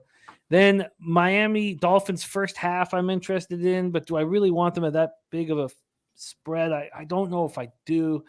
Bears Jets, we've stayed off. We don't know who's going to be a quarterback. Falcons Commanders, the Commanders just becoming too big of a favorite at this point. Birdie saying that he's going to wait. The Broncos team total under, I will be betting. I'm going to bet the Broncos team total under. I don't think they get to 20 points in this football game. I like the Panthers defense, especially at home. Ravens Jaguars, we have stayed off. Andy's on the Chargers -4, and I find it interesting. The first half and full game for the Chargers I'm interested in. Andy's on the Seahawks -3.5, and I like that look a lot too. I'm very interested in it. I want the under 44 in this Rams-Chiefs game. The Chiefs probably cover, but I just don't think the playbook's opened up here by Andy Reid. I just don't think he bothers with that. The first half over 21.5 in Saints-Niners. I think that the Saints are going to be able to put up some points early, and I don't know if the Niners defense will be as strong, coming off 6 days of rest, coming off the elevation, the altitude. Then the under in the Packers-Eagles game, I'm interested in. Then Andy is on the Colts -2.5 on the Monday night. And there you have it. There is our show for today. Thank you guys so much for all your insights. I really feel like this is a lot of teamwork that's gone into our successful season so far, and you guys do a great, great job. James S., Terry Walker, 1777 memorabilia, Mac Beavers, Sky Dragon, Tasha, AJ, Nutflush, Allen. Great, great group. Alex Ramirez, Harold Williams. Thank you guys. Pie Guy. Thank you, Bo Jackson. Thank you guys for supporting the show here. A big thank you to our producer, Jose Bouquet, who does such a great job. Ken Mizrahi, thank you. My man, Spenny, Penny Bombs, all of you guys. Papa Cals, Mike, Alex Ramirez, thank you guys. My man, Andy, I love the opportunity of capping the card with you each and every Tuesday, and thankful for the opportunity to do it with you. Any last words before we put a bow on the show? No, happy Thanksgiving, America. You Canadians, you had your chance a month ago. We did. But we'll be around to celebrate with you all. If anybody wants to some time away from their family, we're here for you. Anything you want to take an hour, pour yourself a stiff beverage and go into a different room, we're here for you. Grab the tablet, grab the whiskey, go hide. Yeah, all day Thursday. I love it. Let's go out there and have a big, big week 12. I need a bounce back week in a real bad way. And I think there's angles here. I'm going to sit with this card now. I love the opportunity to sit with all this info. And I will be putting out action within the next hour and a half or so, 2 hours. Definitely. So happy Thanksgiving to all of you. Don't forget, you can join us on Thursday for all 3 games, live bet streams right here. On behalf of Andy Molitor, who you can see at Bet Spurts, as well as the start of the Deep Dive podcast. Check him out there. And just thankful to cap with you, my man. Let's go out there and get the fucking cash. Week 12 awaits. Let's go out there and get that fucking paper.